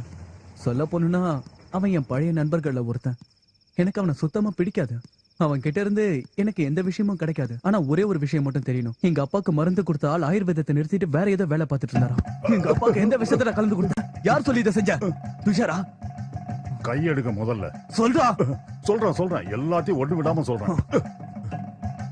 இங்க பாருங்க சார், இது இவ்வளவு பெரிய பிரச்சனையை உண்டாக்கணும்னு நீங்க யாராவது எதிர்பார்த்தீங்களா? அதுவும் இத்தனை வருஷத்துக்கு அப்புறம். உங்க அப்பாவை பல வருஷமாவே எனக்கு நல்லாவே தெரியும். அந்த துஷார் போன் பண்ணி சொன்னதுமே நான் உங்க அப்பாவுக்கு போன் பண்ணி சொல்லிட்டேன். என்ன எதையாவது கலக்கி கொடுத்து அவளை சமாதானப்படுத்தி அனுப்பிடுன்னு உங்க அப்பா சொன்னாரு. சாதாரண பச்சளை தான் அரைச்சு கொடுத்தேன். அதுல எந்த விலங்குமும் இல்ல. உங்களுக்கு சந்தேகமா இருந்தா அந்த படம் பிடிப்பாரு குண்டாலு, அந்த பாலா, அவருக்கு கூட இந்த விஷயம் தெரியும். உங்க அப்பா கூட தான் இருந்தாரு நான் போன் பண்ணி பேசிட்டு இருந்தப்ப.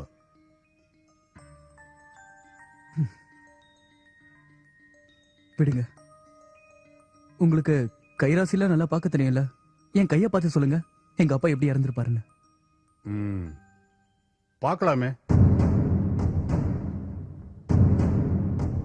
சரியா கணிச்சு சொல்ல முடியாதுப்பா. இருந்தாலும் கொஞ்சம் சந்தேகம் தான். கண்டிப்பா இது தற்கொலை இல்ல. அப்புறம் எப்படி ப்ரொசீட் பண்ணீங்க? எப்படி ப்ரொசீட் பண்ணிருப்ப? கெஸ்.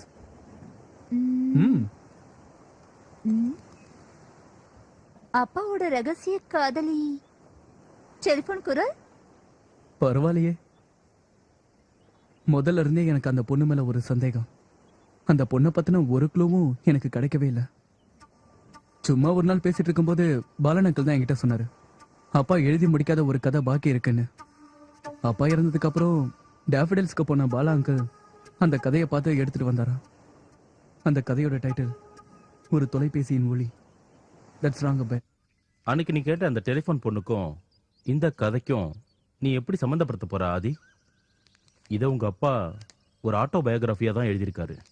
ஒரு கணவன் மனைவி கிட்ட சொல்ற கன்ஃபெஷன் மோட்ல தான் இந்த கதையும் ஆரம்பிக்குது. எழுதி முடிக்கவே இல்லை. ஆனா இதுல ரெண்டாவது பொண்ணோட த அதர் உமன்ங்கிற இடத்துல எழுதியிருக்கிறது டெலிஃபோன்ல மட்டும் கேட்டு பழகின ஒரு பெண்ணோட குரல். எல்லாத்தையும் சேர்த்து ஒரு அன்கானிக் கனெக்ஷன். நீ இதை படிச்சு பாரு. Maybe you'll get something. Seetha, ஒரு ஜீவனோட தூக்கம் என்பது தற்கொலைதான். என்னை பின்தொடர்கின்ற நிழல் போல எப்பொழுதும் தொடர்கின்ற அந்த டெலிபோன் ஒலியின் குரலினால் ஏற்படும் தைரியம் என் சோர்வுகளுக்கு உரமாகிறது. நிற்காமல் ஓடிக்கொண்டிருக்கிற கடிகாரத்தைப் போல கடைசி நிமிஷம் வரைக்கும் நான் உங்ககிட்ட சொல்லி தீர்க்கணும். அர்த்தமில்லாத இந்த வார்த்தையை போல என் வாழ்க்கைக்கு அப்புறம் அந்த டெலிபோன் ஒலியை உன்னை தொல்லப்படுத்தினா என்னை மன்னிச்சிரு. டெலிபோன் மணி அடிக்கிறப்ப அதை எடுக்கணுன்ற என் ஆர்வத்தை நீ என் கண்ணில் பார்த்துருப்ப. என் மனைவியான நீ உன்னை கஷ்டப்படுத்தின மனுஷங்களெல்லாம் உன் வாழ்நாளில் எத்தனை முறை எனக்காக நீ சபிச்சிருப்ப. உனக்கு அற்புதமான இன்னொரு ஜென்மம் கண்டிப்பாக காத்துட்டு இருக்கும். உனக்கு ஒரு நல்ல கணவனும் உன் குழந்தைகளுக்கு இன்னொரு அப்பாவா ஒரு ஆண். உன்னோட உருவமா இது இருக்காது. என்னுடைய எல்லா கெட்ட விஷயங்களுக்கும் நடுவில் சிரிச்சு சிரிச்சு நீ ரொம்பவே கஷ்டப்பட்டிருக்கமா சீதா. சுயநலமாவே எப்பவுமே நடந்துகிட்டு இருக்கனா உனக்கு எந்தவித துரோகமும் பண்ணதா எனக்கு ஞாபகம் இல்லை. தப்பு பண்ணிட்டதாகவும் நான் நினைக்கல. உனக்கு விடுதலை வேணும்னா என்கிட்ட தாராளமாக கேட்டிருக்கலாமே அப்படின்ற எக்ஸ்கியூஸ் தான் என் மனசுக்குள்ள எப்பவுமே உறுத்திக்கிட்டே இருந்தது. உன்னுடைய ரூம்ல கட்டில்ல கட்டி போட்டு துன்பப்படுத்தும் போது என்னுடைய குற்ற உணர்வுகள் என்னை ஒவ்வொரு நிமிஷமும் உன் முன்னாடி கூடி குறுக்கி போய் கடைசியில் ஒண்ணுமே இல்லாம சாகணும்னா என்னால முடியாது சீதா. என்ன உனக்கு தெரியும்ல, என் உணர்வுகள் பத்தியும் உனக்கு தெரியும்ல. என் கூட நீ இருக்கவே கூடாது. என்ன நீ பார்க்கலன்னு நினைச்சுக்கோ. சுத்தமா நீ என்னை மறந்துடு. எந்த விஷயத்துக்காகவும் என்னை எதிர்பார்க்கவே கூடாது. உன்னால முடியணும்.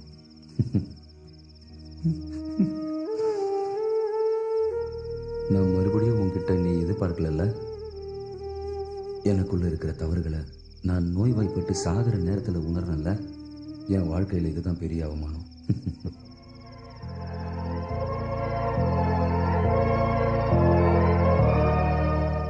மறுபடியும் அவள் ஃபோன் காலை நான் எதிர்பார்த்து காத்திருந்தேன். இந்த வாட்டி நான் அவளை நான் கேட்காம விட மாட்டேன். கெஞ்சி கேட்பேன். எதுக்காக அவ என் மேல கருணை காட்டணும்? என் புகழுக்காகவா இல்லை என் சுகத்துக்காகவா? டாக்டர் கிட்ட நான் கேட்டேன், நான் சாகிறது உறுதினா இந்த மண்ணுக்குள்ளே என் உடம்ப போட்டு மூடி மறைக்காம உங்க ஆஸ்பத்திரிக்கே எடுத்துக்கங்கன்னு சொல்லிட்டேன். என்னது, நீ அதை ஒத்துக்க மாட்டியா? கர்ம பலனெல்லாம் செத்ததுக்கு அப்புறம் கண்டிப்பா செஞ்சே ஆகணும்னு சொல்றியா? அது என்னால முடியாது. எத்தனை ஜோசியக்காரனை பார்த்தாலும் சரி, விதியை யாராலும் வெல்லவே முடியாது. உன்னால எனக்கு உதவி பண்ண முடியுமா? நான் கண்ணை மூடுறதுக்கு முன்னாடி, மரணம் என்னை தொடறதுக்கு முன்னாடி என் கடைசி ஆசையை நிறைவேற்ற நேர்ல வரியா? சுயநலத்துல தான் நான் கேட்கிறேன். கண்ணை மூடுறதுக்கு முன்னாடி இந்த குரலோட அழகிய நான் பார்க்கணும். வர முடியுமா? நான் வரேன்.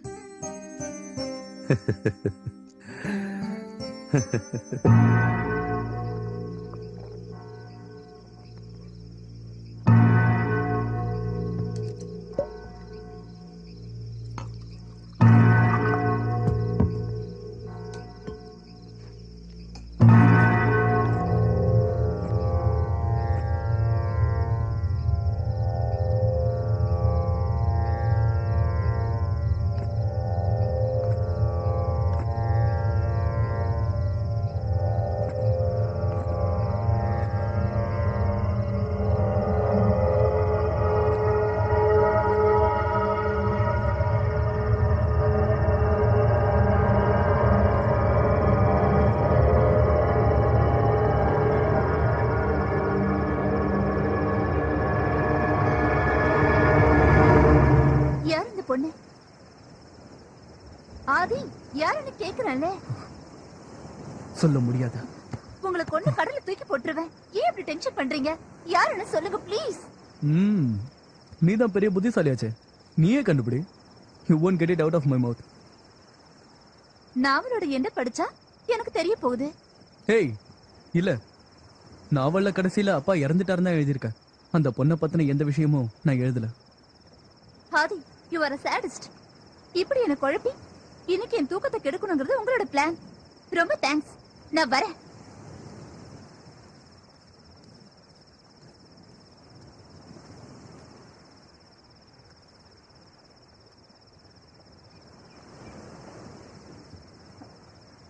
அம்மா, உங்களோட அம்மாவா?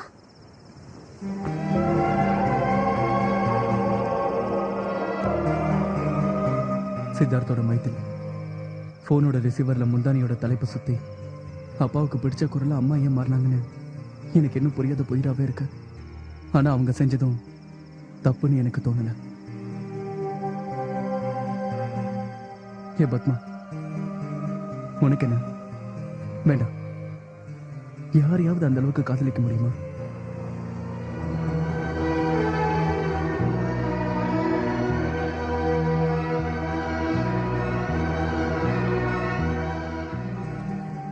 பட் அது உங்களுக்கு எப்படி தெரியும்? அது அம்மா தான் எப்படி கண்டுபிடிச்சீங்க? நீ நம்ப மாட்ட, இருந்தாலும் சொல்றேன். எனக்கு அப்பா சொன்னாரு, எழுத முடியாம தூக்கமே வராத நிறைய ராத்திரிகள்ல என் கூட இருந்திருக்காரு. மைதிலி, உன் குரல் மூலமாவது என் மானசீக மனைவியாய் இதயத்தில் இடம் பிடித்தவள்.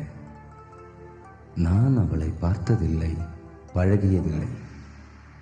ஒரு ஆசை இருந்தது, அவளை ஒரு முறையாவது காண வேண்டும் என்று மனசு துடித்தது. கடைசியாக அவளே என்னை தேடி வந்தாள். நான் செய்த தவறுகள் என்னை சூழ்ந்து கொண்டது.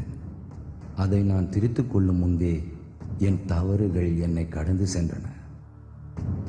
ஆதி, காலம் நேரம் கழியும் முன்பே உங்களுக்கு நிச்சயமாக தெரிய வரும். அந்த ஜீவனை என் மனதிற்குள் நான் என்ற அகந்தையே இல்லாத தெரிந்து கொள்ள முயற்சிக்கும் உண்மைகள். நான் அழியாமல் வாழ்வேன். வைஜி சார் சொன்னது கரெக்ட் தான். They are exist. இறந்து போனவங்க நம்ம கூடவே தான் இருக்காங்க. மனசார விரும்பணும்னா நம்மளால அவங்கள பார்க்கவும் முடியும், அவங்க கூட பேசவும் முடியும். பகல்ல தோன்ற அக்னி நட்சத்திரங்கள் மாதிரி.